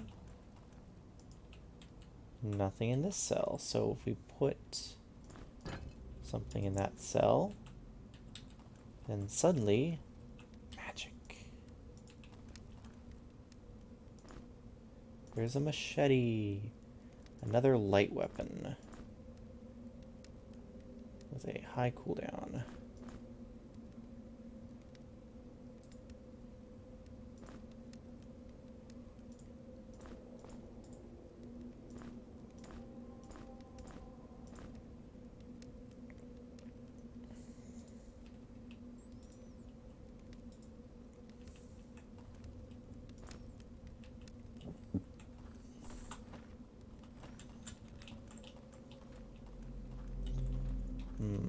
How do I do this again? So obviously you move this around so you can get it to this square, which unlocks something else. I can only move along this grid, so you slide along, push it around, or you can open this wall and find a secret and an enemy on the other side.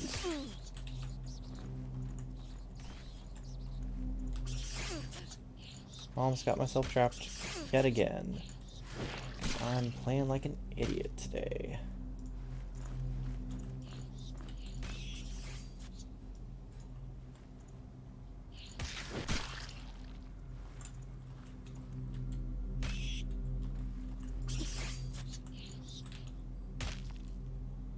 Please move.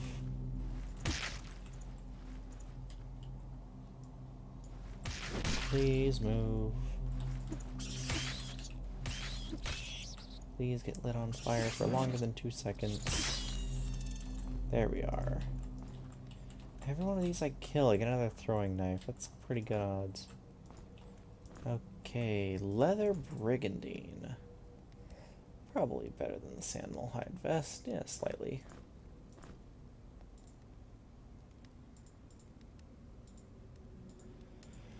So this game basically has no functional need to hoard items.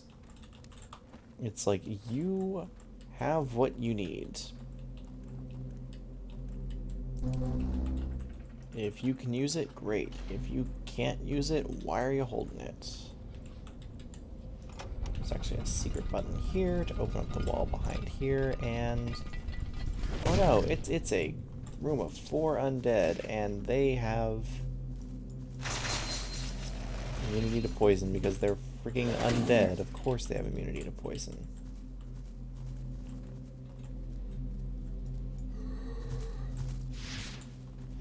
Out of energy. Of course I'm out of energy. Why wouldn't I be?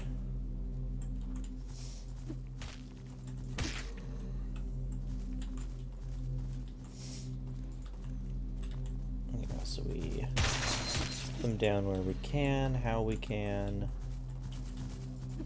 Trying to at least somewhat conserve my bullets. Because while later on in the game they aren't going to be that much of a factor, in the early game they can be quite limiting.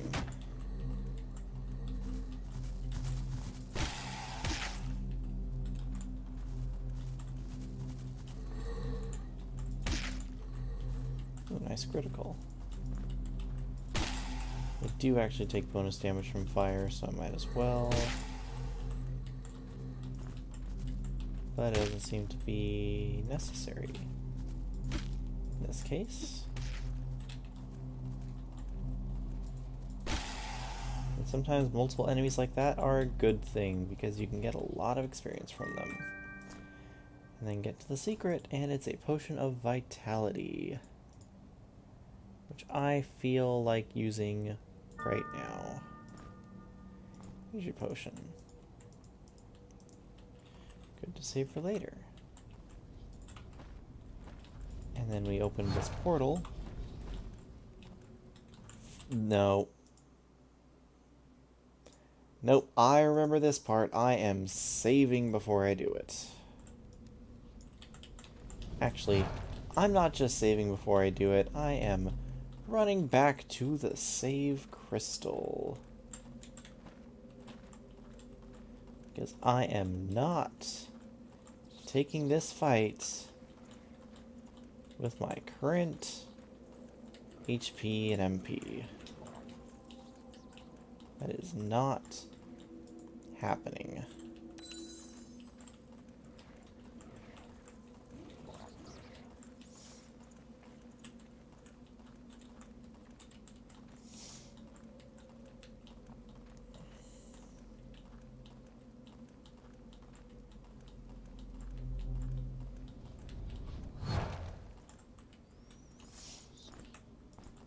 Oh hey, a box of ammo.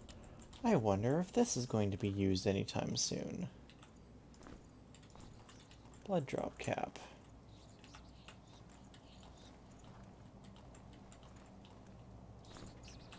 Take the key, and immediately this opens up. Oh wait, they're undead. Which means I just wasted my attack like a dummy. And what do you know, there's two of them. And there's another one.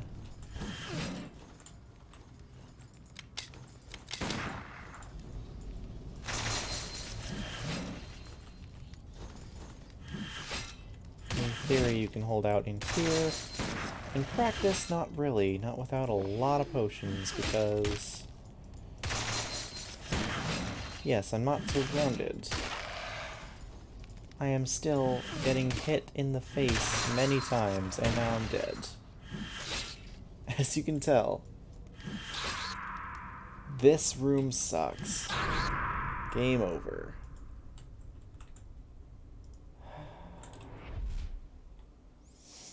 Luckily I saved.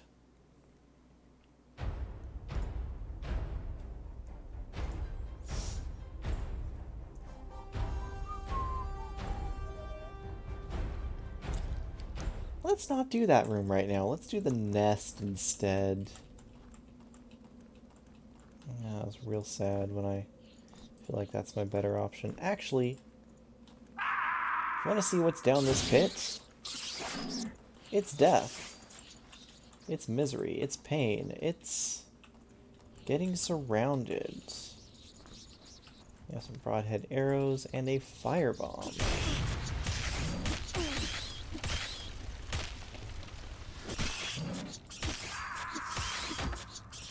So if you thought that you could just jump down and avoid the fight, no you cannot.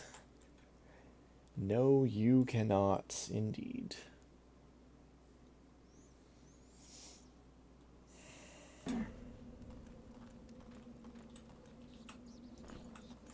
Yeah, I don't know why I consider this game cozy. It just is to me. It's cozy. Cozy, cozy, cozy.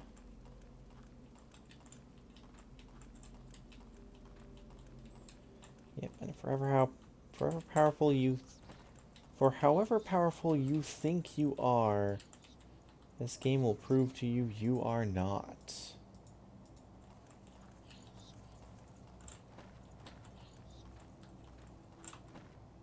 We have that. Where was the nest? Oh, down the other way.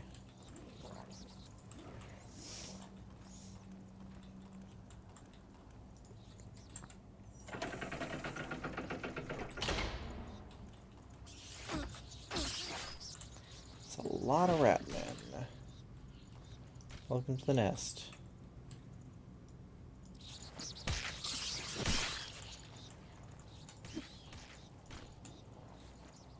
It's your first true combat trial, and it sucks.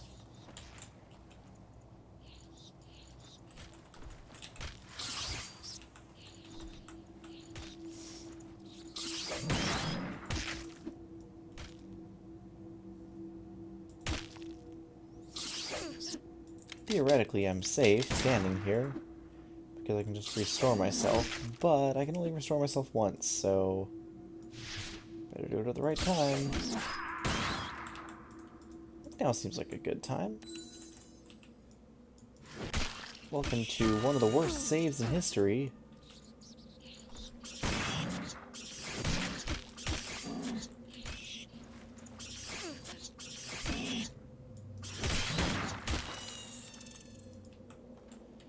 Okay. Thought through.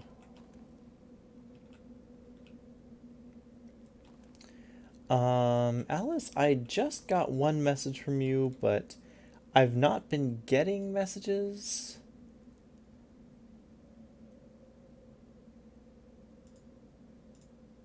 Um. Oh, yes, there it is. Everyone has a Kirby game. For Awakening Fates. Have I ever played a Kirby game? So the only Kirby game, let me think. I want to say the only Kirby game I've played is Kirby and the Amazing Mirror,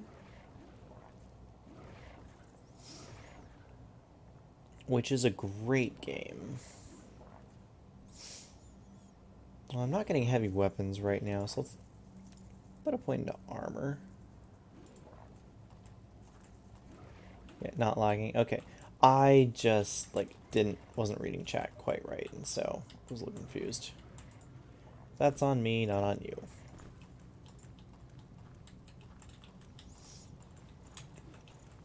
I was just making sure that, like, I wasn't lagging behind anything. Oh, you jerk.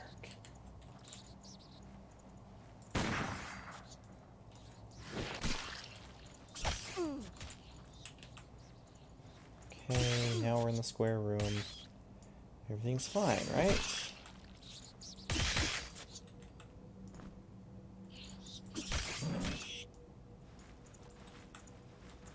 Yeah, I played Kirby and the Amazing Mirror growing up. I'm trying to think if I've ever played any other Kirby games. I feel like as a kid, we rented a Kirby game for the Game Boy, but it was like a Kirby, it was not a regular Kirby game. I think it was like Kirby Tilt and Tumble, like the one with like really basic motion controls on the Game Boy. Had that little extra like battery pack. Oh, that is a trip down memory lane. But yeah, I haven't really played too many Kirby games though. Just not a game series I've played a lot of. Ooh, thank freaking goodness, finally a heavy weapon. Bash, special attack. Deals double damage, ignores 10 points of enemy's armor.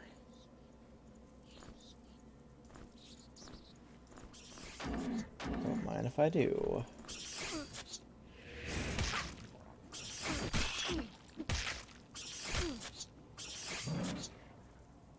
I'm gonna die horribly.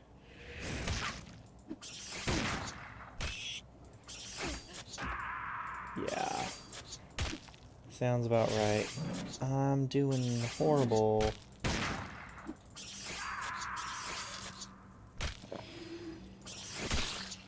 Poison. Die, please. Okay, you're retreating because you're almost dead, right? That's what you're doing? Please? Ugh. So frustrating.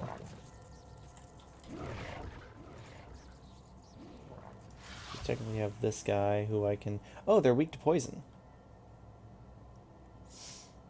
Well, that's good to know.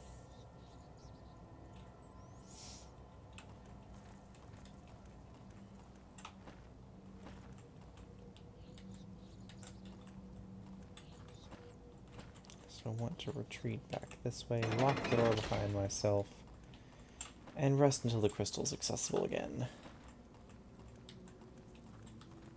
Never mind, it's accessible right now. Return to Dreamland, from Dreamland Deluxe. Okay, cool. Cool. Good to know it's a good game. 'Cause yeah. Like, Kirby's definitely a game series that, like, from all I've heard, is never really bad. At its worst point, at its weakest points, it's always just kind of like, is.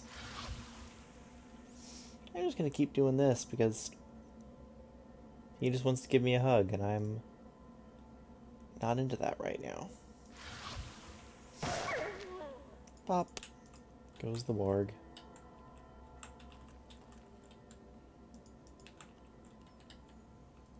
if I remember right, was that I had to drop something down here? There's some weird puzzle here.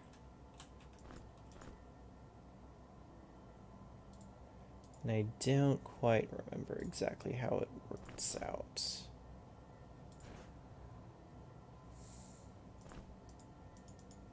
Nope, I cannot drop anything down the pits into nowhere. I can't wait until I get the freaking light spell, then I don't have to worry about this.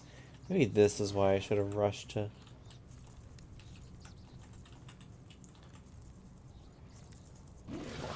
Maybe this is why I should have rushed to concentration level 2. So I don't have to worry about running out of torches all the time. But hey, this is the one use of Poison Cloud. Poison Cloud goes through grates when literally no other spell does. No other attack can go through grates aside from Poison Cloud. So if you have level 1 Earth and can cast Poison Cloud, you can wait out anything on the other side of a grate. And it feels amazing. Feels like I'm cheating.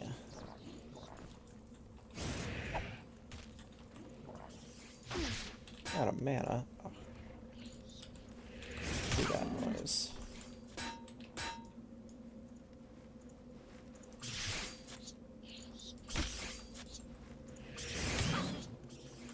That extra fast charge is so nice. That is actually... You know, I doubted it. But that is something I actually am feeling the power of. Extra fast charge for fighter. I don't know if it's worth all the base stat loss. It's a good ability.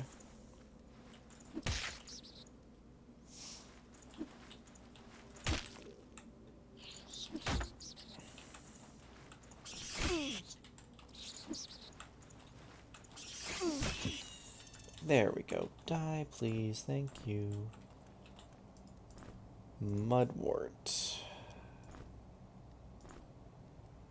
Uncommon herb can be found underground and sometimes the damp shelly places above ground.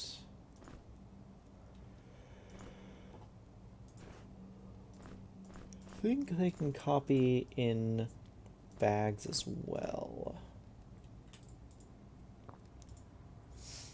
But I don't quite remember. Saving a lot just because I can. It's one of the 3D dungeons and echoes. A little bit. Just dungeon crawler aesthetic is fun. Okay, there's my dagger. A lot more puzzle focused. Be quick is what it says. Wasn't quick enough. And I need to drink a healing potion because that is a foot injury. Reduced movement speed and maximum load. Both of which are very bad things to have happen. And I'm in a pit full of these stupid wards. Not where I want to be right now. Not where I want to be, not where I want to be. I'm gonna die. Good thing I just barely saved. Yep, game over. Oh, that's so bad. That's so bad, though. Okay, I think I have time to finish this dungeon and then I need to call it and go to raids. But that depends on if I keep failing.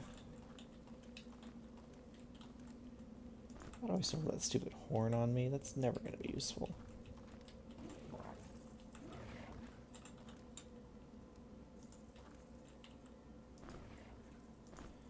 Okay, so the dungeon says be quick. I also say I don't care. Let's poison this guy until he dies.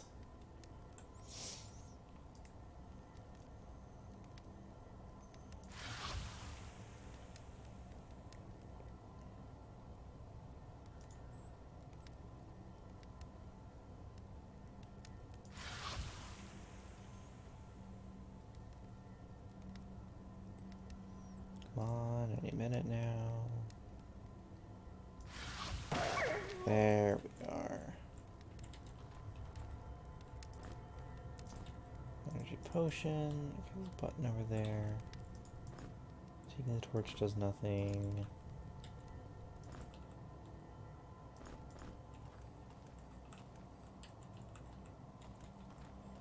Let's say be quick. So do that. It fires out the poison. Oh, this gate opens as well.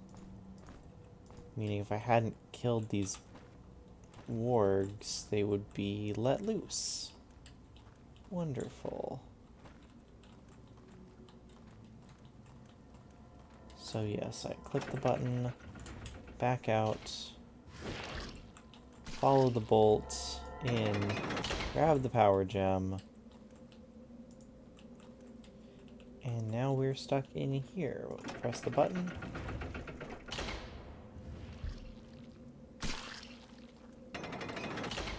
And I guess that just does that every time.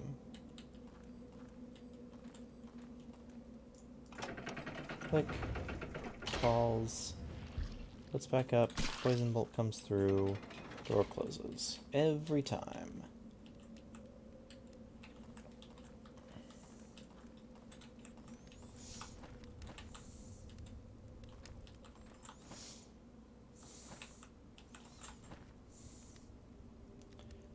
Over there must be...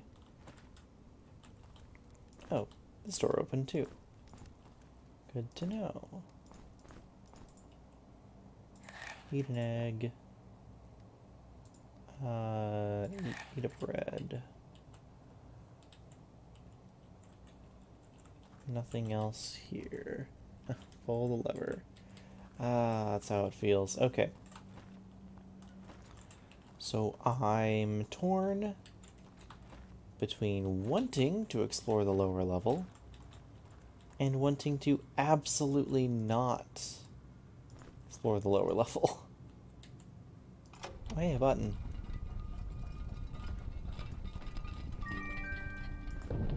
Rogue Vest. Protection +5, dexterity +1.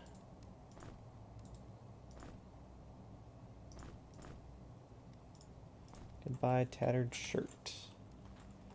Don't need you anymore. The rogue set gives... The rogue set does have a set bonus. I forget what the set bonus is. But it's like a 5-piece thing, and you're not going to find the 5th piece until quite deep into the game. Okay, where was it that I was looking for?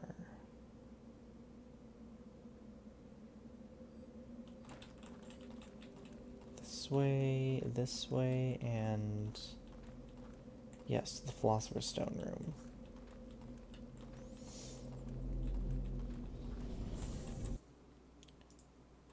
Because we save. And here we go once again.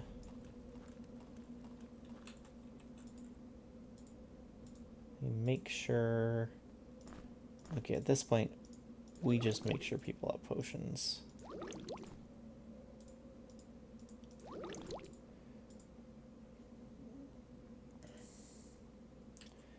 We take the key and we are in for a long fight.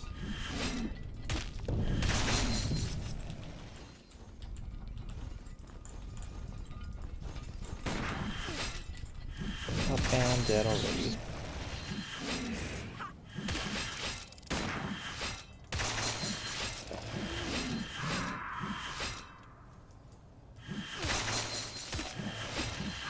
Yep, not gonna happen. Not gonna happen that way. I forget what the optimal way of doing this fight is, but it's obviously not what I'm doing right now.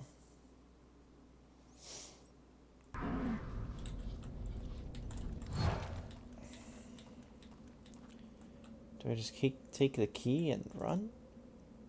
If I place something else over here, it still activates. Okay.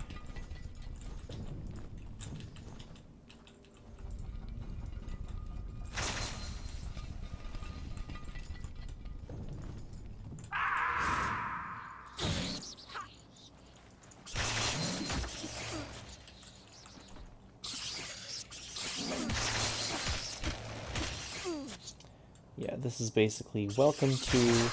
You're not allowed to just survive on your front lines anymore. You have to do work. You have to fight for it. And fighting for it sucks.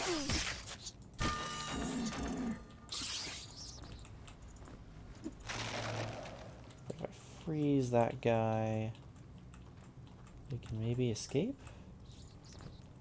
No, that's where the arrows are.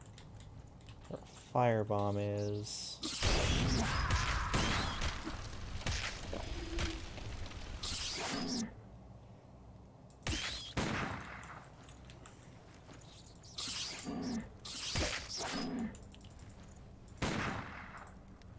Yeah.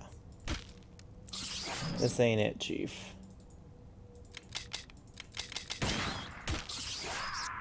Even if I killed this one, there's the last one behind him. Yeah, this ain't it, Chief. Ambush hard? Yeah, this is probably one of the hardest challenges in the early game. And because of how few tools you have to actually fight this off, ends up equating itself to being one of the hardest challenges in the game in general. Okay, we don't need the shovel right now. We put that down. We have that. We have... potion. Potion. Potion. Potion. Potion. Potion. Potion. When in doubt, I might just have to go down blasting. Because I can throw that... I can throw this bomb, which will freeze the enemy temporarily. If I can actually lock myself into a corner, then at least I'm only fighting one enemy at a time.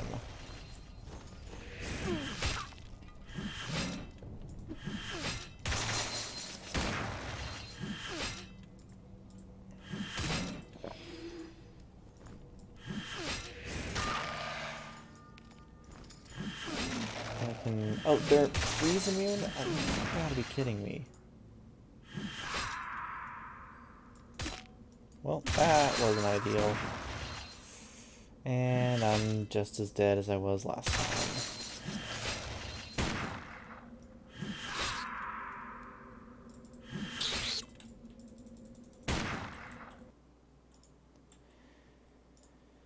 I feel like I'm close. I've played any Mario RPG. So, I never played Super Mario RPG because I never had a Super Nintendo, but I played the heck out of the first 3 Mario and Luigi games. So, Superstar Saga, Partners in Time, and Bowser's Inside Story. I never played Dream Team.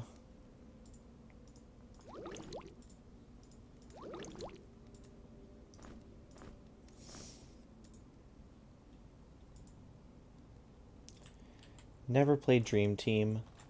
Okay,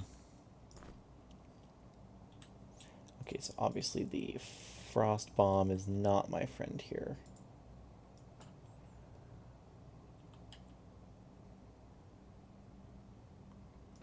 Grab the key and charge that.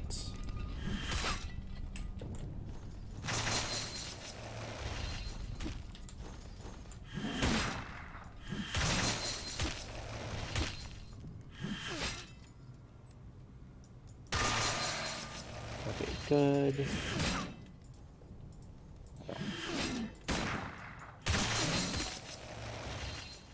$69 damage, nice. Time to die anyway. Oh heck, I'm alive, I'm alive. I'm down to 1, I can do this.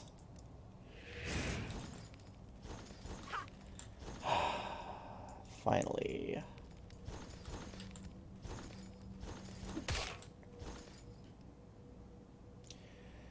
Okay, that was way harder than it needed to be. And while I wait for this guy to do what I want him to do, let's look at our equipment.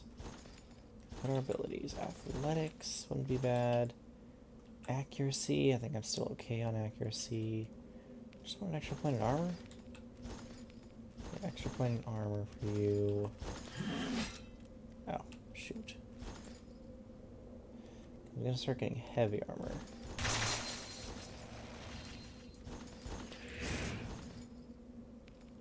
Come on. That's not very effective at all. Wizard. Want that second point of concentration, which will give me the light spell. And then you want points in alchemy.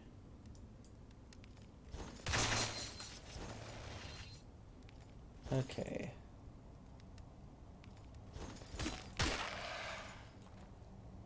Okay.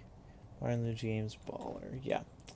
Yeah, so I've never played any Paper Mario games, actually. Is the one thing that I will say.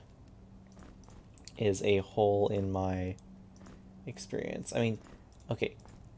Technically. Okay, so this is 6 to 18 plus strength, 5-second cooldown. And 7 to 22 plus strength, that's a 4.5-second cooldown. Chop. Deals double damage.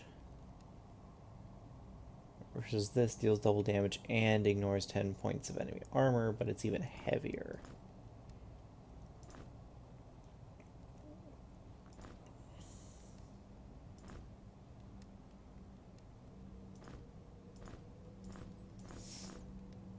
Well, it's better than the machete. Because at least it's a heavy weapon. I'll pick one of these helmets up. Yeah, I mean, technically I've played Super Paper Mario, but that's not really a Paper Mario game. Hey, the blowpipe. Oops, didn't mean to eat that.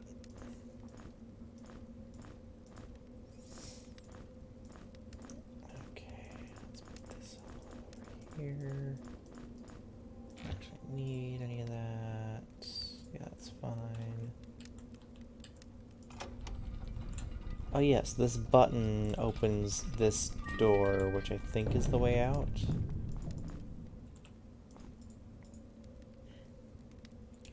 Sleep dart requires missile weapon level 2.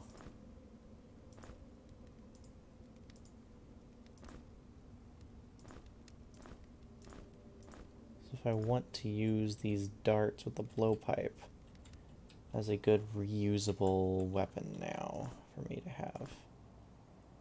Reed helmet, light armor.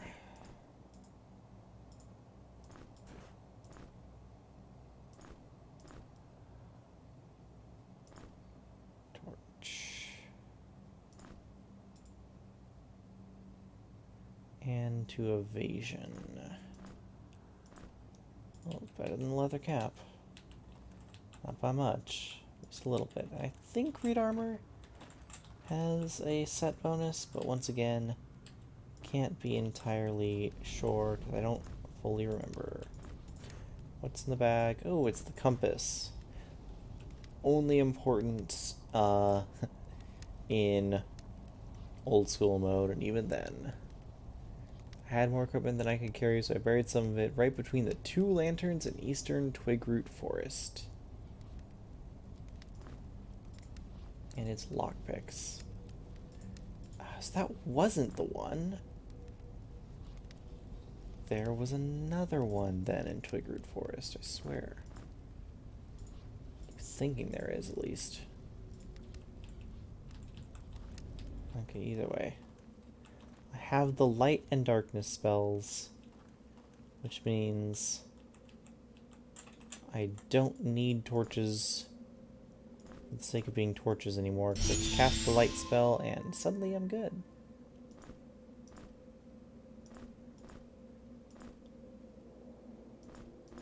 So I can have both of these on the same... Frickin' heck.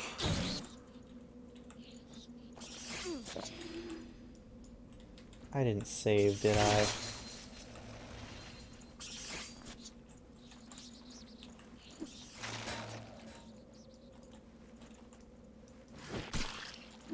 I'm smart, I'm great, I'm bad at this game and all games.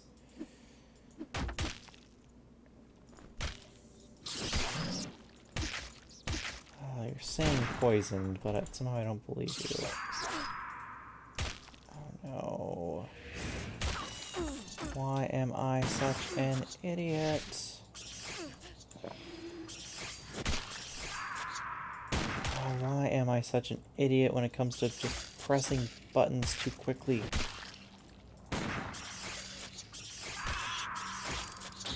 Yeah, unless this shot kills. Critical. A bold attempt. I certainly hope I saved. Well, I'm actually dodging quite a bit of his attacks. How the heck? How the heck did I survive that? I mean, technically survive. I'm obviously not actually alive there. That travesty. I wouldn't call what I am alive right now.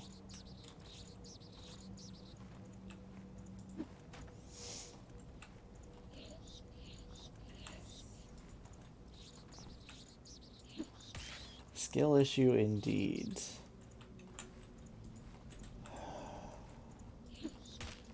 Well, at least if I'm 2 spaces away, he wants to approach me. Which makes this a little bit less tedious. I'm just power leveling my alchemist right now, it's fine. That's what I'm really doing. Totally planned, totally intentional.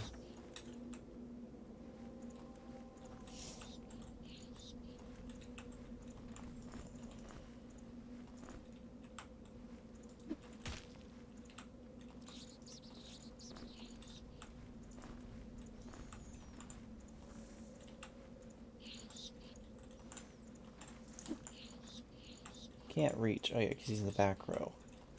Even though everyone in front of him is dead, I still need to be in the front row to hit. Oh wait, dagger's probably better because I have high dex.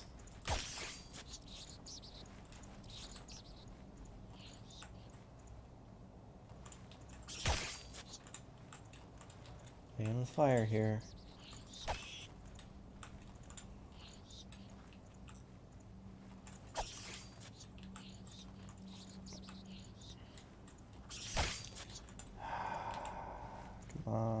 Come on, die already. It's one rat. How hard can it be to kill one freaking rat? Why are you running? Where are you running to? Where do you think you can go?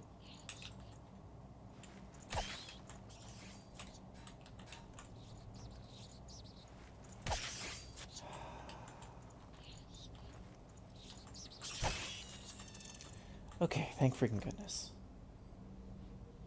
So, those go back to those places.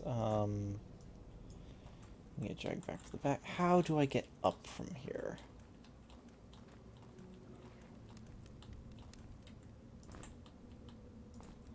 Arrows.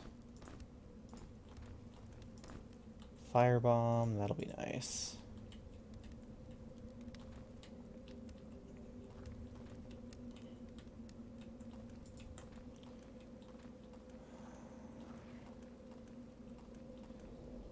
Yeah, because I forget if I saved. And I don't want to do that previous fight again. So I'm pretty sure I saved, but I don't want to think I did, and then it turns out I totally didn't. Wait, 2 healing potions. I'll give you a moment to figure out how much that is helpful right now. Okay, so it just teleports me up here. But I'm still stuck outside. Leather pants.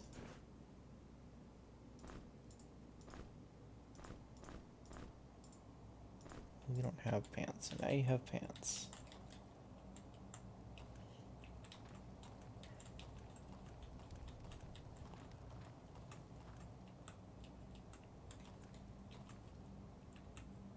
We will not step forward to our death. Instead, we will carefully assess the situation. Flip the switch. That's all I had to do. Flip the one freaking switch. Okay. Okay. Turns out, for playing this game 6 different times, I don't remember a whole lot about it.